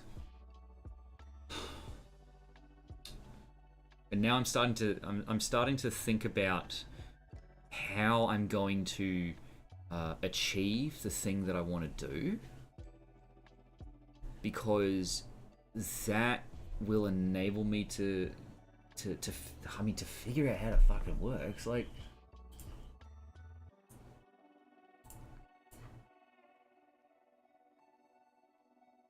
so like, okay, let me see if I can draw it out. All right. Okay, now in the Discord, let me distract myself for a bit. Let's open this paste code that good old Paul Zero has sent me. Help me! All right, let's have a look. Let's bring it over. Yeah.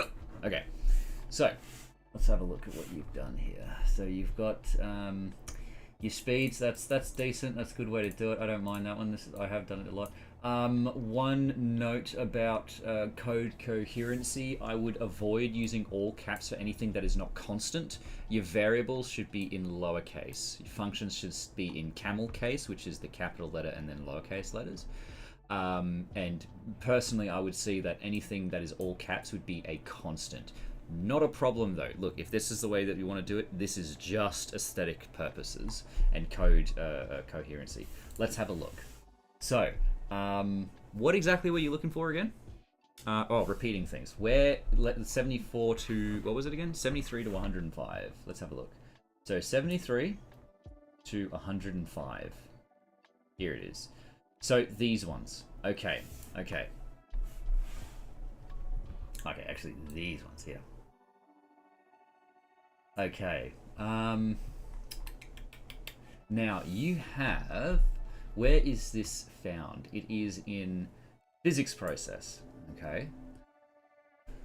I see how you're what you're sort of struggling with, and again the capitals are sort of throwing me off a bit.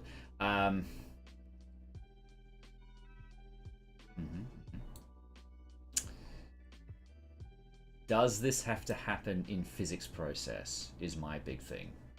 So, okay, so you are assigning a target variable, and if I come up over to your process, if I come down to your process, no, you have your, okay, so you set everything up here, and then you come down to your, where is it? Your states, where are you?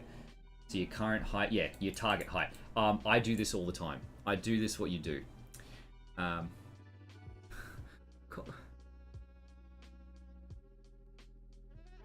For constants, I do call cap name. Oh dear. All cap. Oh, okay. So for variables you add underscores, and for constants you add you don't have the underscores. Okay, fair. Okay, that's fair. Look, it's okay. It's best to keep your consistency to that thing. But I can see what you're doing, because I do this a lot. This is really nice. What I like doing. And this is actually how I started doing like lerping and splines and things like that. Let's just zoom in. Hang on. Let's zoom in so people can see what I'm talking about. Here we go. Here we go. So, and that is like you have a current height, and then you're lerping your current height towards a target height at a certain speed. Perfect. I love it. That's great. Lowercase c and then all cap name. For constants... Oh, okay. Oh, I see what you mean. Okay. Oh, alright, perfect. Easy. Keep it that then. That's right, you mentioned you were dyslexic. That's okay, perfectly fine. Look, again, people might hurt me. Try changing your font to Comic Sans. Comic Sans is apparently the easiest font for a majority of dyslexics to read. Try changing your IDE font to Comic Sans. Give it a shot.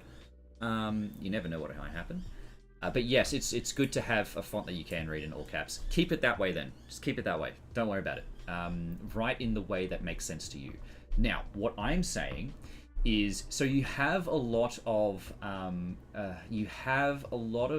instances in which you are assigning a variable to a certain constant or a certain thing that you want, which is defined up here. That's okay. But my question is, does all of this have to occur in physics process? Because remember, this is happening once every frame. You are asking your code to cycle through this if statement every single time in every frame. Let's go ahead and open up a notepad real quick. Let's just go into notepad. Let me copy your this one here and jump it into this. And again, I will just, for your purposes, hang on, where is it? Where is it? Where is it? Where is it? Where is it? Here it is. There we are. Bold. There we are. I'm going to make it 72. Not 72. 28. Yeah, there we go. I hate myself. Comic Sans irritates you because it looks wrong to you, which is a different problem. Yeah, okay. No, that's fair. All right. I will, oh, road wrap, yeah. I'll turn it off then. Let's go to Consolus. Not the best. Korea New is the best font to program in because it's a fixed font and it's just the one that most IDEs use. Korea New. This is a little bit too big for me, and also it's a little bit too. Look, it's okay. I'm just gonna have to use it. It's fine. Okay, so right. So this is your physics process function. My question is, do you need all of these assignments to happen in your physics process? My suggestion for you is to come up here into your input functions, right? And you're assigning the state of the button to the event of it being pressed. Good. But I would say you add individual functions, func input crouch. Hang on. How do you write functions? Hang on. How do you write functions? Where's the function that you've written? You haven't written any individual functions yet. Okay. I would suggest... Yeah, okay. I would suggest you write things like input crouch and then state. I would say... yeah, okay. State be a bool. Okay. Because these are assignments. They only have to happen once. Once when you want to turn it on, once when you want to turn it off. So once when you want to turn it on, once when you want to turn it off. Okay. So I would say we come up here to... so you got crawling, you've got crouching, you've got sprinting. So that's what I would do right now. I'd go func input crawl. And and then func input crouch. And then state, be it the bool, and then state bool.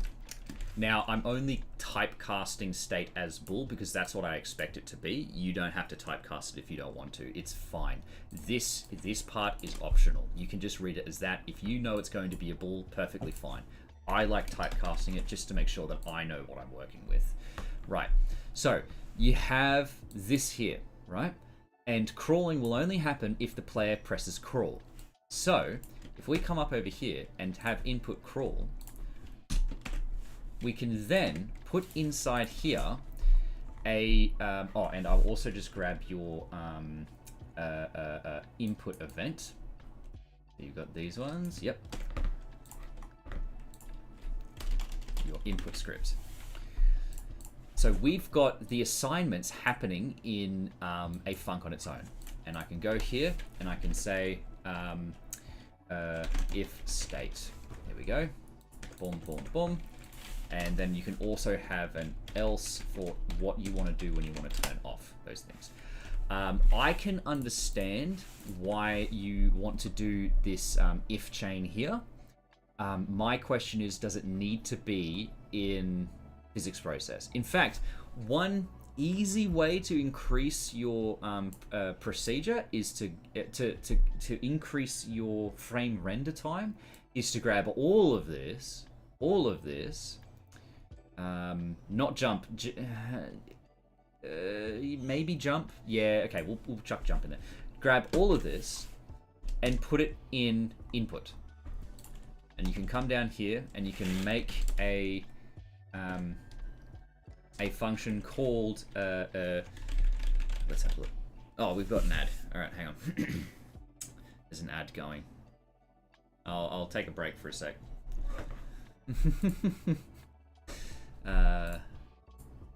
Or maybe I can prank the non-subscribers and start like putting like big scripts on, and I have to figure out what I'm gonna do with like the return from an ad break. Needs more to focus to read rather than have great difficulty. Okay, yeah, fair enough. The dyslexia that you have is not the worst thing ever, which is good. But you're on YouTube, which means that you're fine. You see everything. It's great. So I would chuck here update player condition. I would say update player condition, and make that the script that runs at the end of every input. Crouch, crawl, sprint, jump, easy. Update player condition. One thing I would also do is you don't need to update player condition for every single mouse input. Mouse input is different. What I would do here is I just put return, because if you handle the input as a mouse motion, then after all of that, you don't need to come down here because the mouse doesn't have any actions associated with it. So if it is an input event mouse motion, great, rotate your head, perfect, do everything, and then return, because there's nothing else you need to do with it, because it's a mouse input, it's not a key input. Okay? So, yeah, welcome back to everyone that was on an ad. Thank you for watching that, by the way, I really appreciate it. But, yeah, I'm just saying when you have an input, if it is a mouse motion, you can return after handling your mouse motion, because there's nothing else that you need to do with it. Cool. So, you come down here to button inputs. You can then, after handling the button input that you did, you can now update player condition. And that is where update player condition, that is where you can put all of wherever I put it. I think it's in my copy. Yes. So this is breaking my brain for a sec. Where am I? Yeah, update player condition. So you can have this here, which only runs every input, specifically any button input. So you update player condition. You could also put return after all of these statements, maybe, but there's it. So update player condition. Chuck all of those in here. Now this one, how best would I How best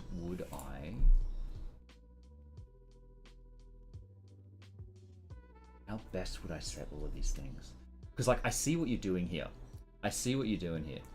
Because if sprinting, because you're crouching and sprinting. Okay. Yeah, I sort of see what you're trying to do and why it is necessary for these to be in a big if-else statement. How would I sort of? I would usually do like a modifier, speed modifier. Because if I just jump into here, I don't have crouching and I don't have sprinting and I don't have sneaking, so sprint crouching. Yeah.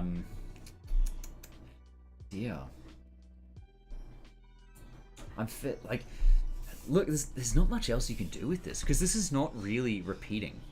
It's not really repeating because you're using different things here. Like I guess if you wanted to, like sharpen it a bit, then one thing you could do is to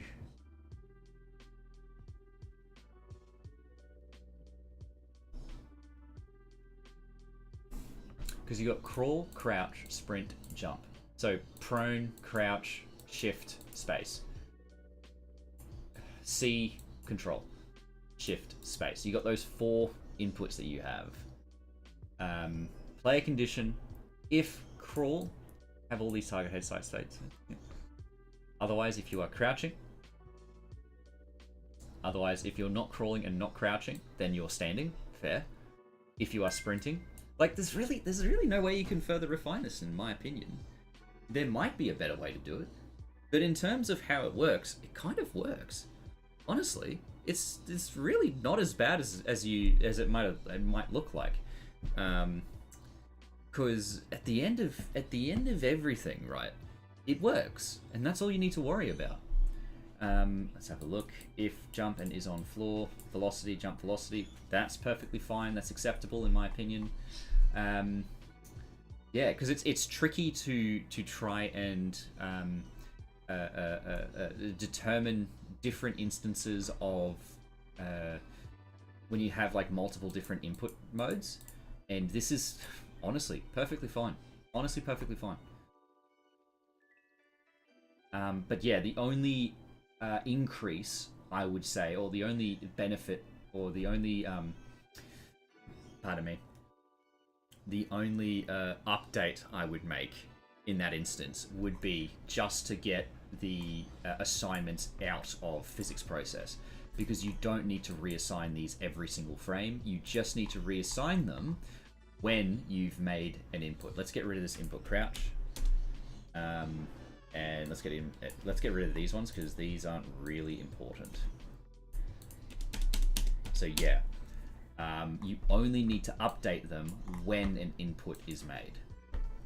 So update play condition, done.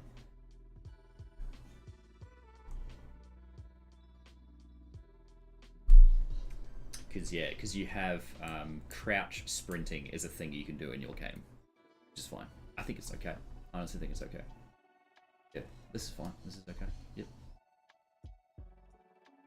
Let's crawl. Let me just sneak. Actually crouching. Sprint. Or rather, standing.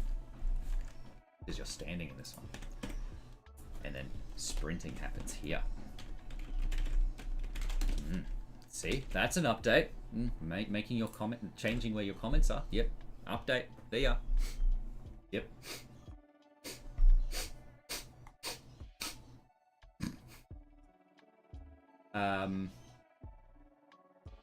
And you can see you've got a little state variables here. These are your enums that you've got. Excellent. Yeah. Now,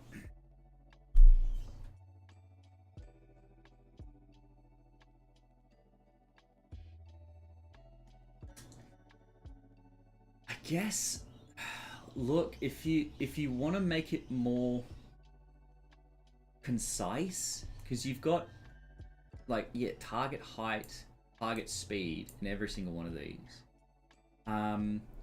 If you want to make it more concise, I guess. And again, it's not really making it more concise, it's just kind of putting it in a different place. You have a state variable which is being updated. You could put a match case to check what state you're in to then set all the variables. But like, why? Why not just do it this way? Anyway, moving on. We don't save changes here. Okay. Because yeah, I think what you've done is perfectly acceptable. It's perfectly acceptable. I rest my case. Now, what am I going to do here? Is every gun only going to have 3 upgrades? Probably. I know. I will have. But then I'm going to need, if I have upgrades to the player, which allows you to carry more weapons. No, I will only have it for these ones. And yes, I am going to allow my player to swap weapons in this shop. That's fine. Down here, I'm probably going to have the player's wallet, the money that the player has. Yeah, out of the function, worked just fine. It's perfectly okay. Perfectly acceptable in my opinion. I can see... So, the monitor that I'm currently using has true black, so everything is, like, darker. But in my second monitor, where it has... I've got the Twitch stream manager up here.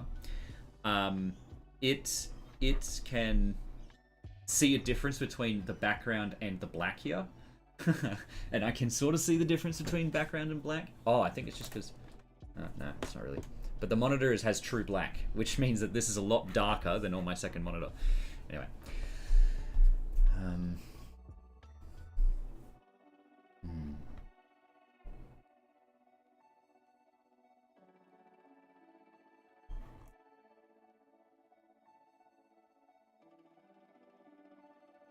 Okay, I just need to...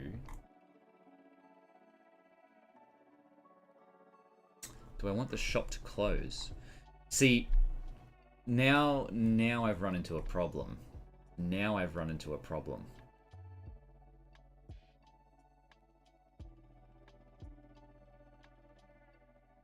Now I've run into a problem.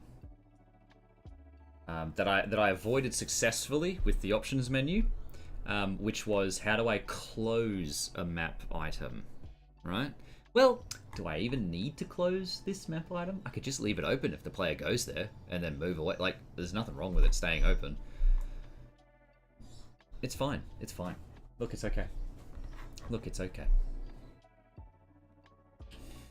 Yeah, look, it's okay. Look, it's fine. Interesting that you somehow fucked up your hitbox, which stumped you because you can't see why. Yeah, that does affect me a lot as well. It's like you mess up something and you have no idea why because you can't fucking... it's not obvious what happened. That's frustrating. Is it going to be something the player's going to shoot? Is it going to be something the player's just going to sit there and let the funds travel in? Is it going to be something the player can active? Let's try and... Okay, let's try and draw it out. Let's try and draw it out. Okay. So, if the player enters carrying the prawn, which is the prawn gun, it's the little C, the normal gun that player has, what's going to be visible up here is going to be like a symbol like this, a symbol like, I guess, a damage symbol. What's a damage symbol? I don't want to. I want to avoid having words. Adding a starting value to target height fixed it. Probably because you're interacting with your yeah, I think that's best because you're probably interacting with your collider in a way that changes at startup. So if you have 0 as your target value, the hitbox will get set up at 0. Look, that's just postulation. I have no idea without actually looking at it, but it's a good idea to keep your targets to be set up properly.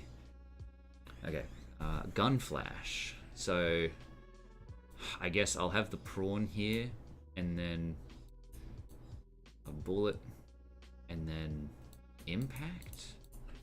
But then I also need the actual value that it's in.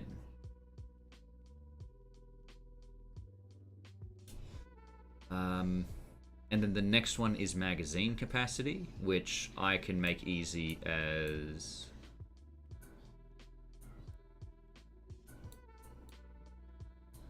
something like this.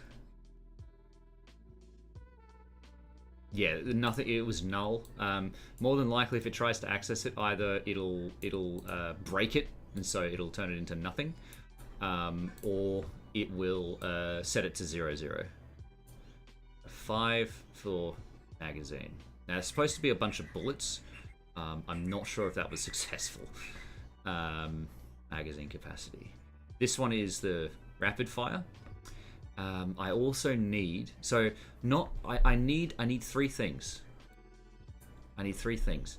I need the icon for what the object is doing. I need the current value. And then I need the price that it's going to be to upgrade. These are the 3 things that I need per shop item, right? So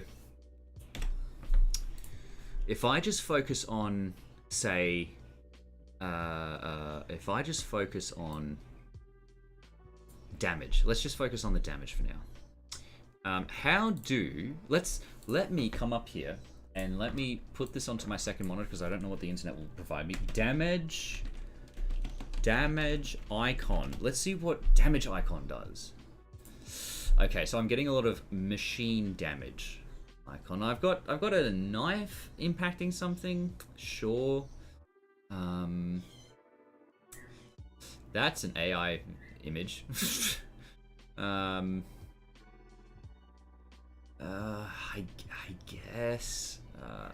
I guess. Not really.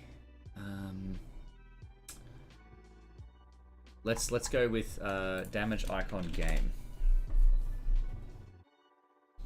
Usually a sword is used to indicate damage. Sometimes fire.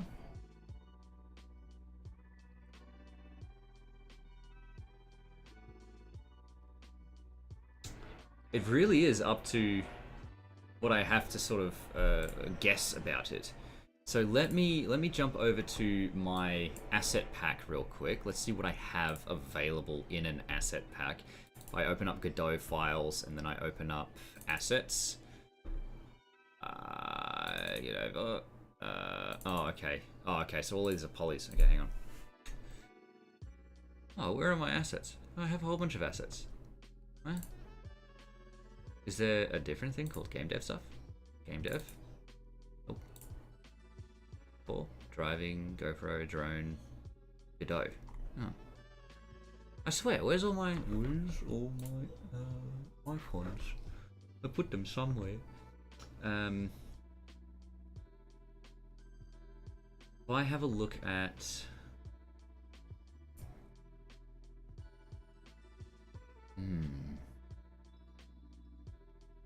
sometimes a fist. Fist means attack. Could be a skull. I could make it skull. Could be. I feel like I'm gonna make it something that looks like. Let's just jump back to my thing element here. You sent a Discord an idea that you had. Let's have a look. I was just thinking that, man. Well, how the fuck did you scale that out of my fucking brain, dude? Holy shit. You fucking pulled that right out of my fucking head, dude. What the fuck? Bro. This is literally what I was thinking. You fucking... How the fuck did you fucking pull that out of my fucking head? What the hell? What the fuck? So, what I was actually thinking was, let's jump out of this real quick. What I was actually thinking, I know, yeah, you go fuck yourself. Let's pull open Pixelorama real quick. Okay, we'll go with new. It is 32 by 32, and it is damage icon. So I've got the what I was thinking was the idea of, let's just open up bullet. The idea of the bullet, which is this little thing here. So I'm gonna grab this. You fucking deep dreamer, motherfucker. All right. And so this is the bullet. And also this is how much space I have to play with, because my Godot tile size is 32 by 32. Is it though? Is it though? Is it actually? Yes. You can see it goes from 4,000 to 4,030. So this is 32. Oh, but they're sized up a bit, aren't they? Yeah, so it's actually 16 by 16 is the size. So 16 by 16. Correct, it is 16 by 16. I've scaled it up twice. Alright. Wow, that's not a lot of detail to work with. That's right, I'll figure it out. But I would have like, let's just remodel that, X that. I'd have like, I'd do something like this. So, and have like an impact here. Might actually increase the impact on this side. Do something like this. Something like, and again, this is just redrawing what the fuck you did. And the one you drew is even 16 by 16. Go fuck yourself. How dare you reach into my skull and pull out the image I was just thinking of.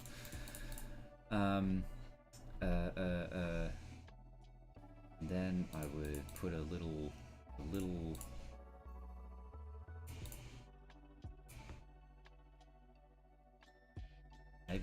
maybe not this one. I don't mind that. I don't mind that actually. That's pretty good. And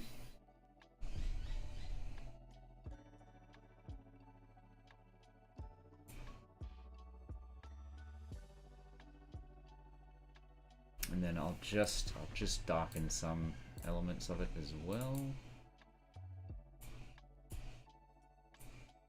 Make it look a little bit like this. This sort of makes sense to me as a damage icon. Let me just bring it over to the right. Add a little bit more detail to the left here. And the one you, yeah, bro, get out of my fucking head. Again,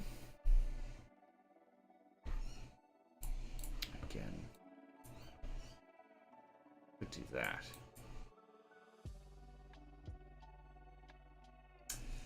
Does that immediately come off as damage though?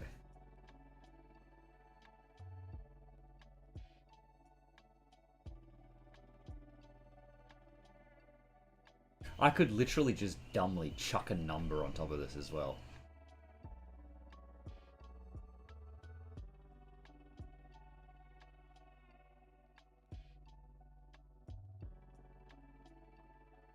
I think that's okay. Now, before you draw anything, dickhead,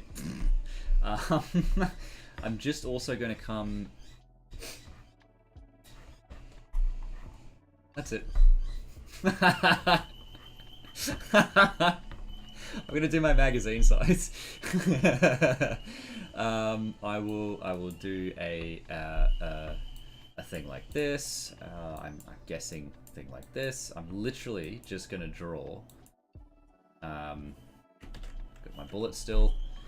The fact that it's such a big bullet as well is also a little bit like I would literally finish, paste, finish.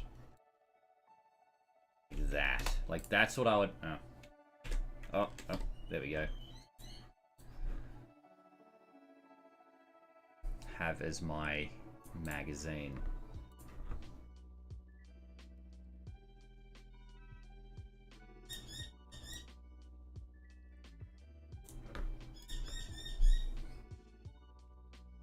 Before you draw anything, check Discord. Yeah. Oh yeah, it's a little. I can see the little. Yeah, there it is. Yeah, it was a little guy there, but yeah. This to me sort of looks like Knockback. Kind of looks like Knockback. And again, the image that they're specifically referring to is this one. Oh, hang on here. Don't drag the entire screen over. You might give away something, Steve. Where'd it go? Here it is. So that to me kind of looks like Knockback. And it's really good that you use my bullet. It's nice to have a bullet there. How you use an artist? No.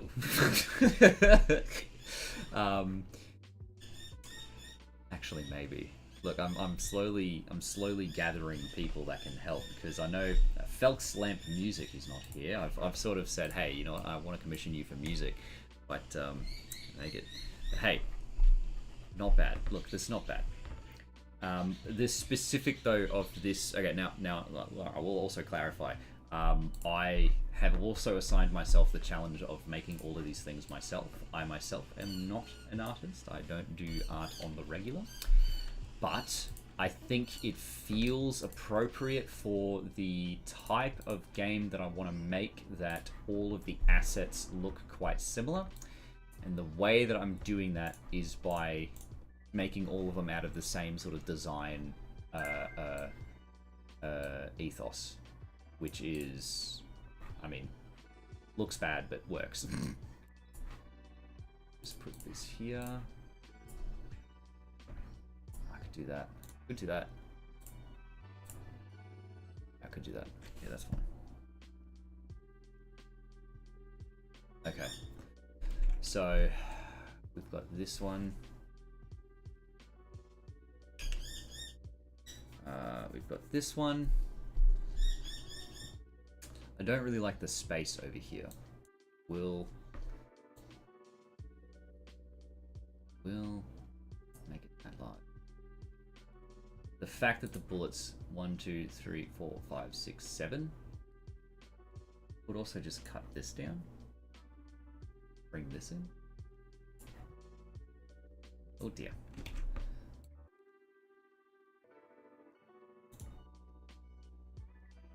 But then I do need to have the clarity between them. That sort of makes more sense to me.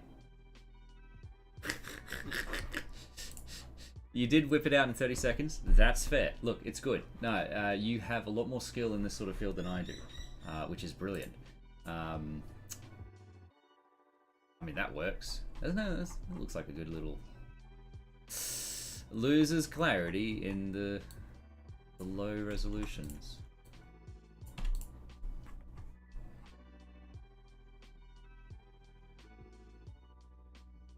Yep.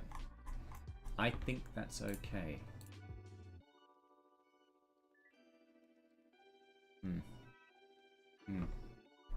Let me now fill in the void of the background. This may actually reduce the clarity, actually, now that I think about it. No, it has improved it significantly. Good. Good. I'm happy with that. That's my magazine size. Doodler. Okay, damage, magazine size, magazine count. Why is this? Oh, it's because it's scrolled down. I'll also have, look, I mean, rapid fire. No, these are going to be generic ones. Firing speed, I suppose, because I can do rate of fire as you've got the bullet icon, and again I'm keeping him to the easy. Yeah, hang on. Done. That's rate of fire. Go fuck yourself.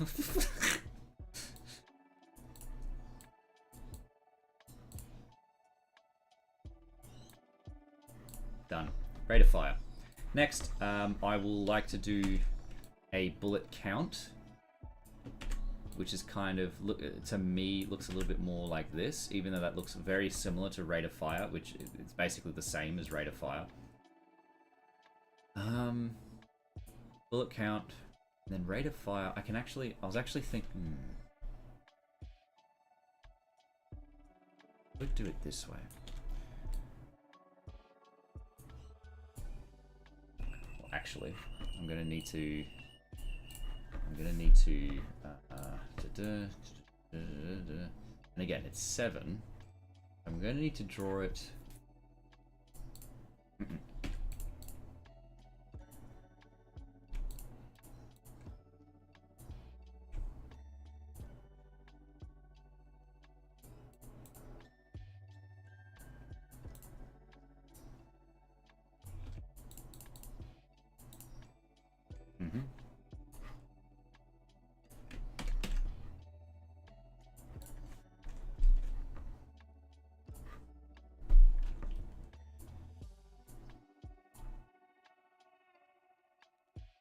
That looks pretty consistent to me. Let's have a look at what you've drawn for bigger magazines. Yeah. Like, I appreciate the arrow for larger magazine size. Again, let's just show the stream what I'm talking about. Open image link, bring it over. So let's just bring it over. As you see, I can appreciate what you're saying for larger magazine size, but the thing that I'm also saying is that it's going to be at a very small. It's going to be very small to see, and a lot of the detail will get. It might work. I mean, yeah, it could work. Probably could work. But I like what I did because screw you. I apologize. Because that's amount of bullets fired. This is time between bullets. I like the dots. Oh.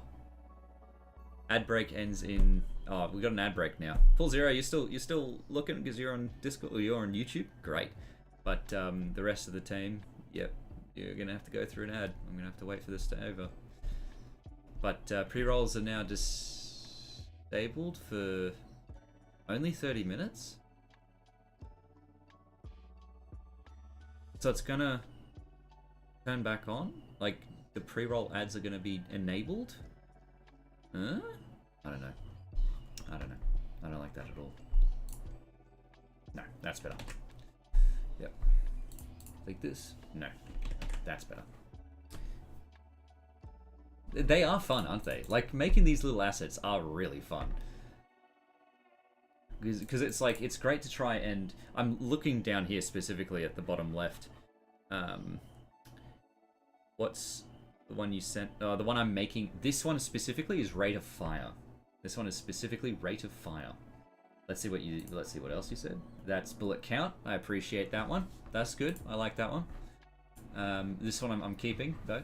Again, because what else is there? What other upgrades can there be? Magazine, damage, rate of fire.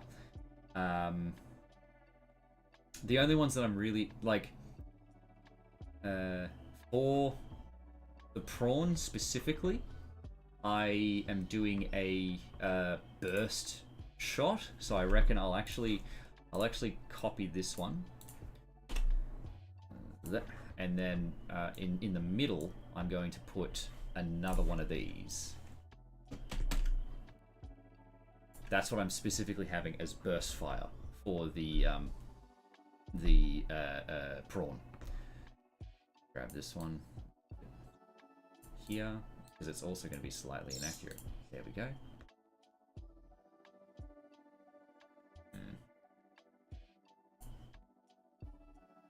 Nah. I'll keep it as like that. Good. Good. Sweet. So, penetration is a good one. Penetration, easy one. That's easy. Before you make it.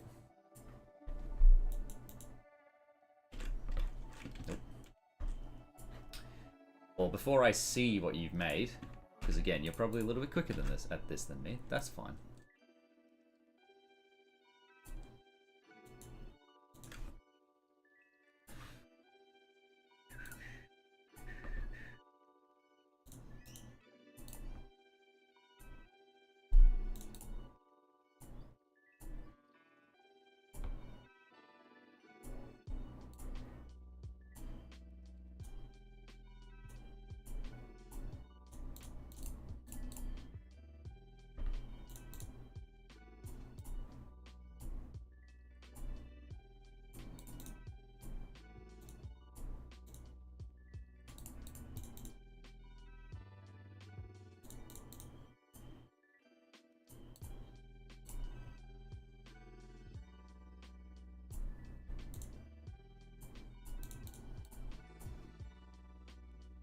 Good. And then I will also put a little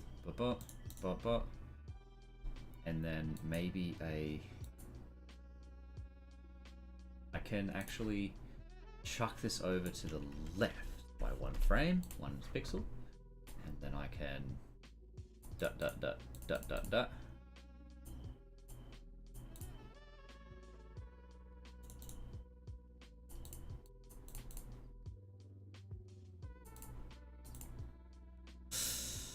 I will have to make this a different color.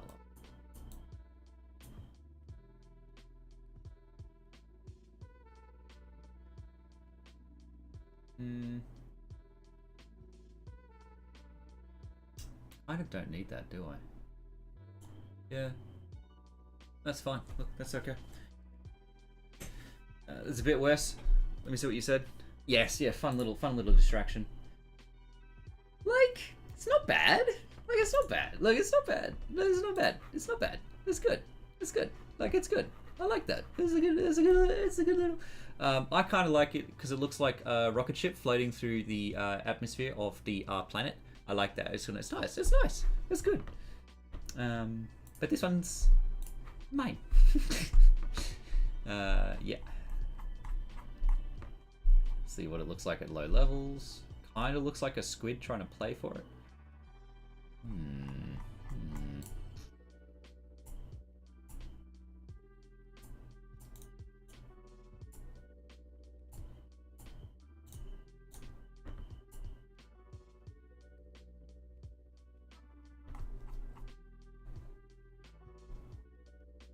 Yep, it's fine. Penetration. We've got penetration, we've got rapid fire, we've got time for rate of fire, we've got damage,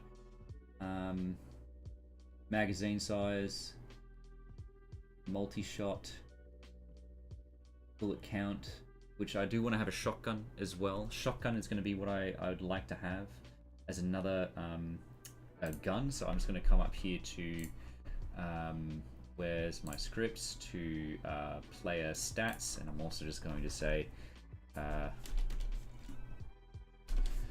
going to come up here to snot gun. There we go.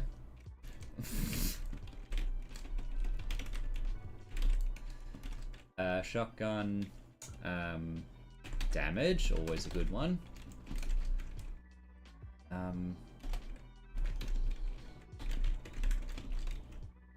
Count.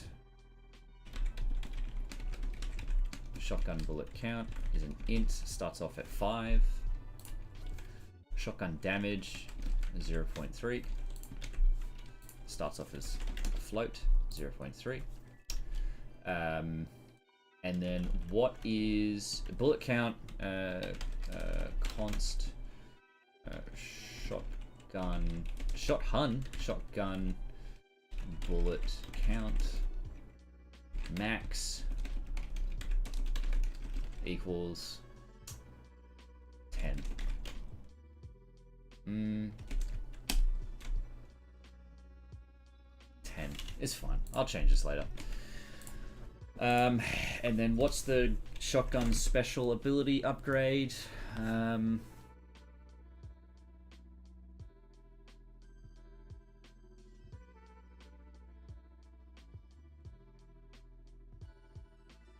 Like, I see what you're saying there. I could grab these ones and just move them to the side here.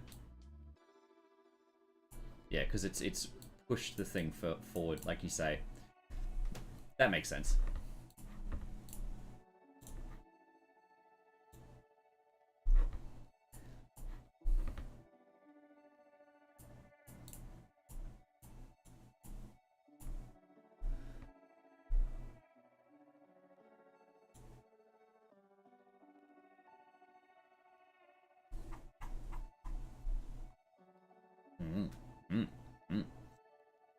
So I do want to have a poison weapon itself. Fire and poison to me sort of fit in the same sort of category. With shotgun, I might make it because the Zap Brannigan gun is going to Probably shock. Maybe I might do a slow, like a sticky. Maybe like it slows the enemy down, enemies down. An overload sort of thing, so that you swap to a different weapon. Designed to attack. Yeah, no, I could say that. Stun, not stun, but could do shotgun. Yeah, slow. I reckon I'll use slow. Yeah.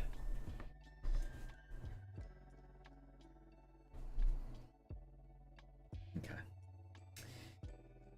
Added throwables. I have added throwables. Throwables exist. I have added throwables. My player hand has different abilities, and my equipped ability that I can use. Can I instantly?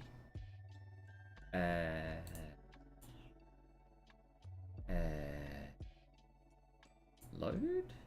Okay. The way I've done it is a little bit weird. It's in weapons, it's in abilities. I've got a bomb ability, I've got a mine ability, and I have a dodge ability. So my bomb ability, open, let's just play it. Let's see if it works. Huh, yeah, it doesn't. Because it's broken. Of course it's broken.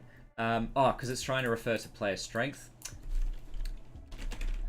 Player stats dot strength.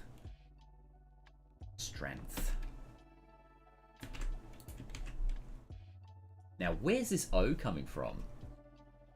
It's the node. It's an ability, and it's a thrown known. It's a thrown ability. And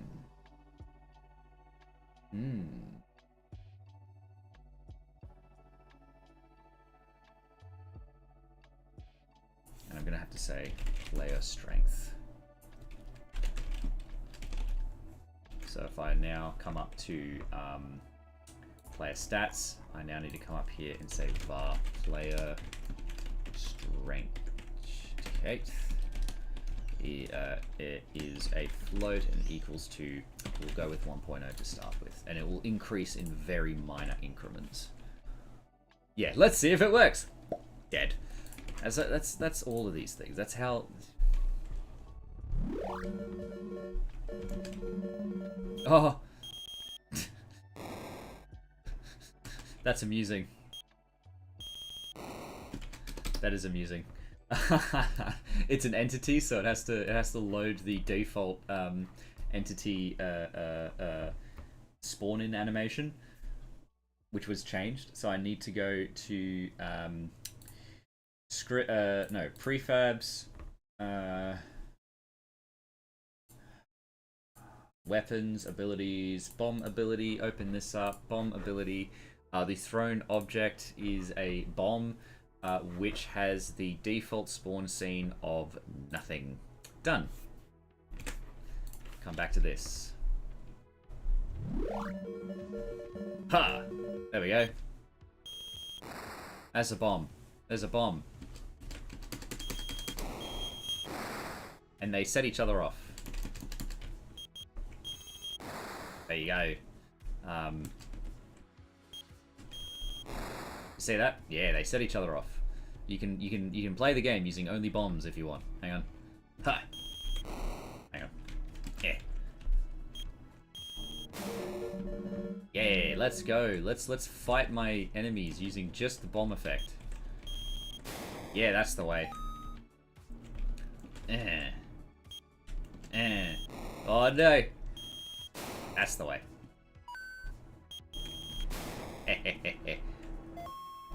And of course, it's designed for I do want melee weapons. In fact, I created a little fire slash doodler that. Geez, the colors are really nice on this monitor. I've just noticed the difference between my second monitor and this monitor, and like the red is very red here. I have been swimming in. I have been swimming in murkiness, and I've now just seen the light. the fact that the dashing enemies bounce off other enemies is kind of fun.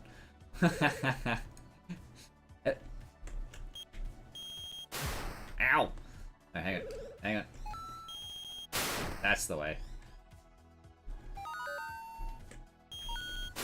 Yeah!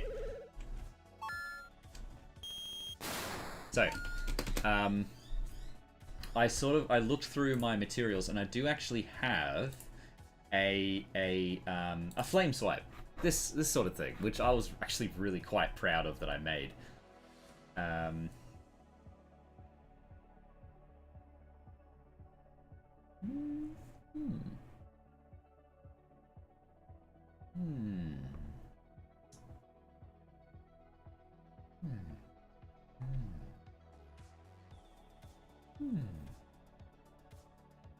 Looking at all the materials that I've made.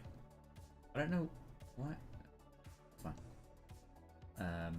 Yeah, my little missile smokes. Very good. I have actually created a rocket launcher as well, but I haven't updated it properly. So I did make the dash enemy ricochet off walls, but they became way too unpredictable for the player.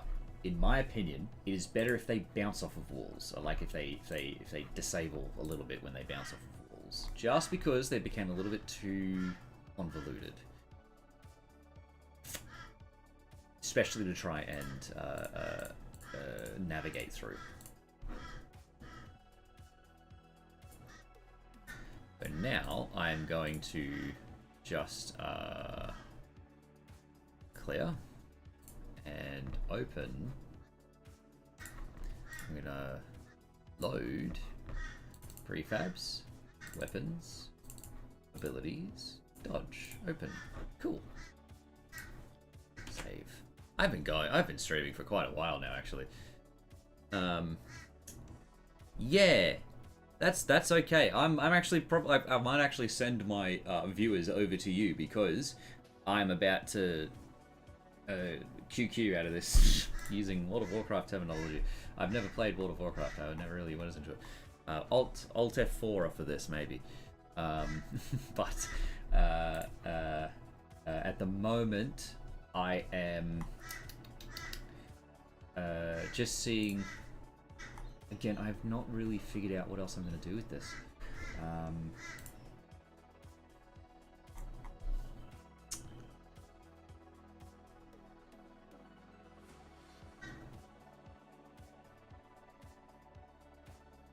Nah, it's your first raid. Hell yeah! And it'd be. Hang on. How many people are still in the stream? My viewers count up here says 7, but if I come up here to.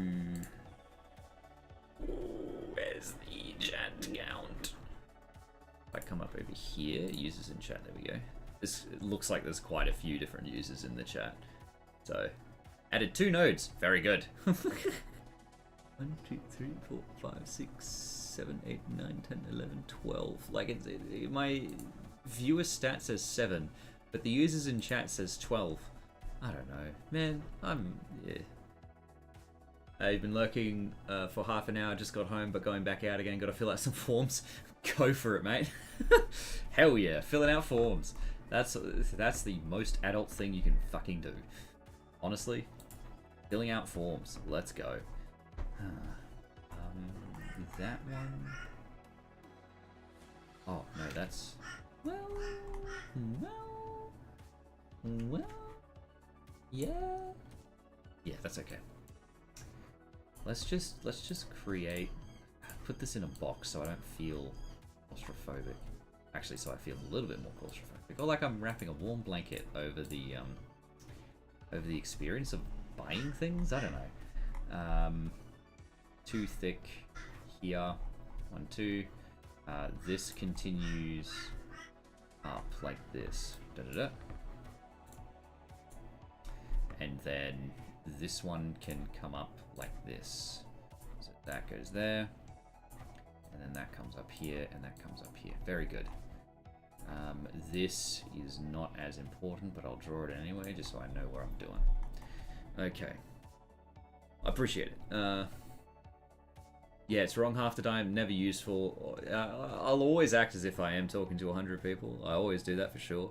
But it's just a matter of like, it's nice to know who is actually sort of here, sort of thing, so I know what I'm doing.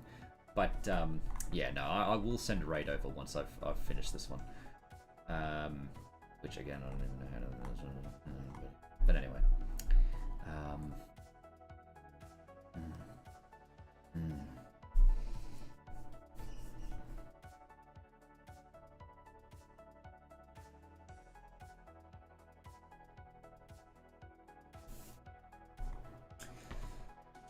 I could have like a scrolling text saying upgrades. I don't mind that.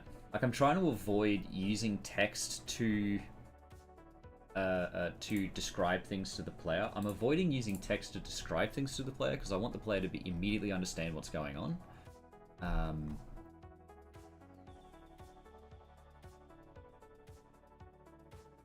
What I might actually do as well is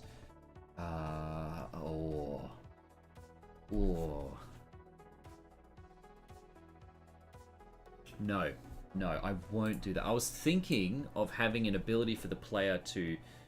Oh, I've already done that. Like, mate, bro, that's what this is. That's what this is. That's what this is, bro. That's what this is. Dude, I've already got it. That's what this is. Look. This is my store. Look, this is my store. That's what it looks like. Bro, it's already done. It's already chill. Chill. Chill. It's already done. That is my store. Yeah. I don't know what noises those are.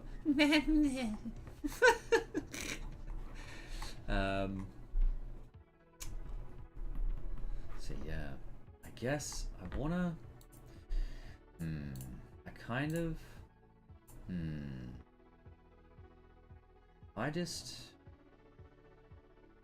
I will need to create a new scene, a 2D scene. I'm gonna call it upgrade icon. Upgrade icon. I'm gonna add a. No, I'm gonna change this to. No, I'm gonna add a child node called Sprite 2D, and that's gonna be what the upgrade icon is. And specifically, I'm gonna need, not in my player stats, but my player stats icon. Maybe I'll have a bunch of. Oh, I need to save this, by the way. I need to save this somewhere. I'm gonna call it upgrade icons. Save. I'm just gonna go ahead and export it. Individual images will browse, go up here in UI. I will now create folder. Upgrades, done, and then select current folder, export, done. So I now come back to here. I have now got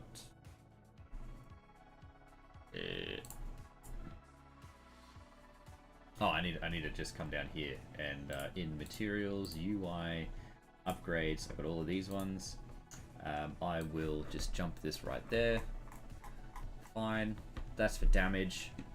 And then I also need a, so I'll call this icon, using your things now, icon, and then I'll add a child node, which is a label, and I'll say value, and this value is specifically going to be wrapped center, top, center, left, center, left. There we are, and I'll have it as, say, 1.0. And it's specifically, the label settings is going to be small text. Very good. And the horizontal alignment is going to be center. No, left, center. Very good. There we are. Very good. So that's what I'm working with.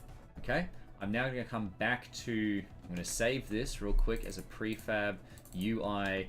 I'm going to set a new folder, upgrades, I guess. I'm going to call it upgrade icon save. I'm going to come back over here, and then I'm going to... Oh, and in upgrade icon, I need to save this as a... Get this. Ah, decoration. Where's decoration? Hang on. In... Is it effects? No.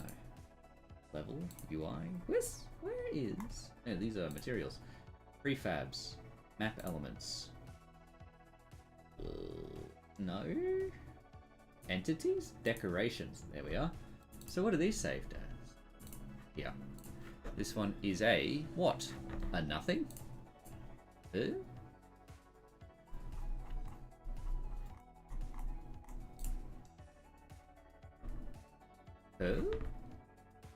How do I know it's a decoration then? Ah, it's adding to group entity. Okay, cool. So it's just an entity. I don't like that at all. I don't like that at all, actually. Well, it's fine. It's fine. I don't like it. Because I'll need to then do other things. Oh, pointing up arrows. Yeah, absolutely. Arrows, like, not jumping around, but, like, I will have up arrows somewhere. Up arrows are definitely going to be making a feature in my upgrades menu. Yeah, so upgrade entity. Save real quick. Come over here into shop, and I just want to put in here my UI upgrades, upgrade icon. Let's have a look at what that looks like. So you see that?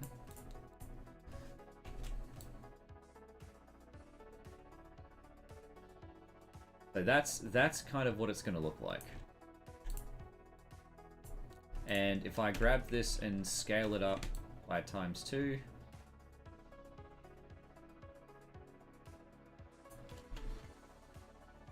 in fact, let me grab this and then scale it by, we'll go with 1.5.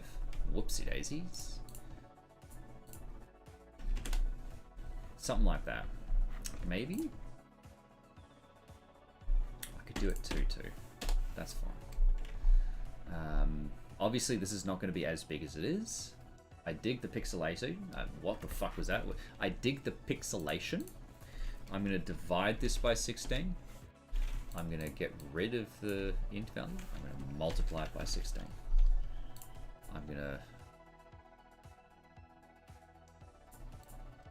Oh, right. 16. Very good. I'm going to divide this by 32. I'm going to round this to 0.5. I'm going to multiply it by 32. Very good. So that's what it looks like. Cool. I then play, and it should just load in when I open my shop. Let's go up to my loadout menu and have a look at the shop here, which is not animating. Great. Whoa! Oh, that's right. Because I gotta come over here and in loadout shop, I need to not delete previous and not change on player. Very good. Yep. Instantaneous. How dare I? But that's this. Okay. And then come over here.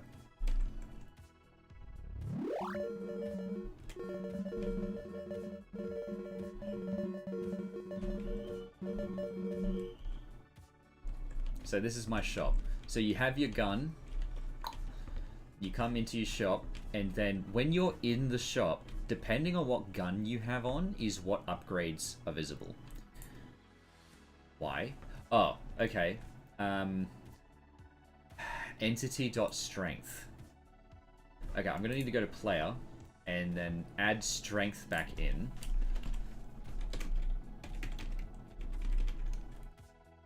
And specifically return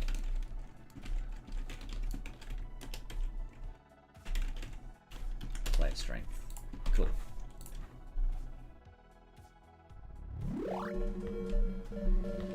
Okay, coming up, coming up. Grab this. Cool. Again, I just gotta make that start animating real quick. In game, I have the this loadout shop thing. This loadout shop has an animated sprite 2D. This animated sprite needs to autoplay on load, and that's all I needed to do.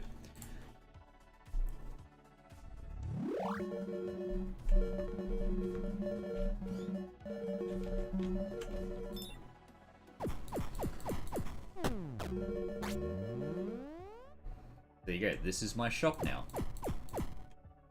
And I'm gonna do it in the... Oh, I'll have just the price here. This is what the price will be here. So down here is gonna be how much bits you have, your bit count. So it's gonna be a little bit symbol here that's gonna be rotating, and then it's gonna be the number of bits that you have. And then up here is going to be the value that each upgrade is going to cost. And you enter here, and it will make bits go from here to there. Because I need a are you sure sort of thing. I need an are you sure.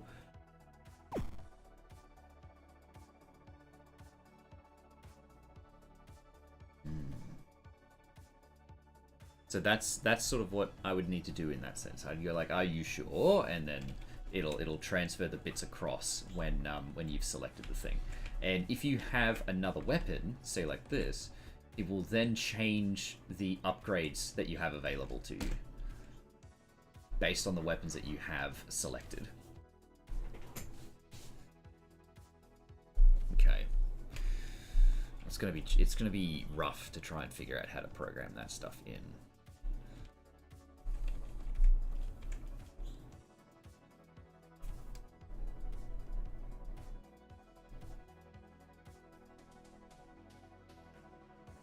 Oh, I know what I could do. I could have like okay, so if I come over here, right, I could have similar to my volume slider, I'll have a little grabber doodler here, right? I'll have my little grabber doodler here, and then it will grab the player. Oh, sorry. Hang on. It will grab the player when the what am I doing? What am I doing?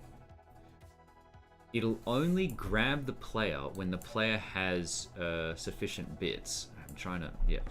When my bit count that the player has is enough, right? We'll just say that that's enough.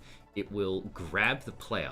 If the player count is, the bit count is not enough, then it will like flash, it'll flash red, and it'll spit the player out saying, nah, you don't have the funds. So it will grab it, split them out. When the player is grabbed by the thing, the player then presses the up key, because of course this little slider thing is on a slider, and it will be on like a little it'll have like a little icon doodler up here, and then when the player is inside, and oh shoot, when the player is inside and has the funds accessible, the player will jump in, get grabbed by the thing, and then the player will hold up. It will then, and then once the player, it'll spit the player out here, and then it will upgrade the thing and make all the bits go all the way across up into the thing, and then the whatever will happen over here. Whatever the upgrade is will happen. The bits will, or like it'll. So that's what I'm going to do, but I'm going to do that next time because I am tired. So the way I'm going to note this down is I'm going to check this out. I'm going to literally add a label and write what I said. I'm going to bring this up here, and I'm going to Where's the label? Where is the label? There it is. Over here. Here we go. So, I'm going to say, add a slider to confirm purchase. Add a slider to confirm purchase. Put player money count underneath. If player has insufficient funds, the slider will spit out the player. If player has sufficient funds, the slider will latch on, and player needs to hold up to hit the upgrade.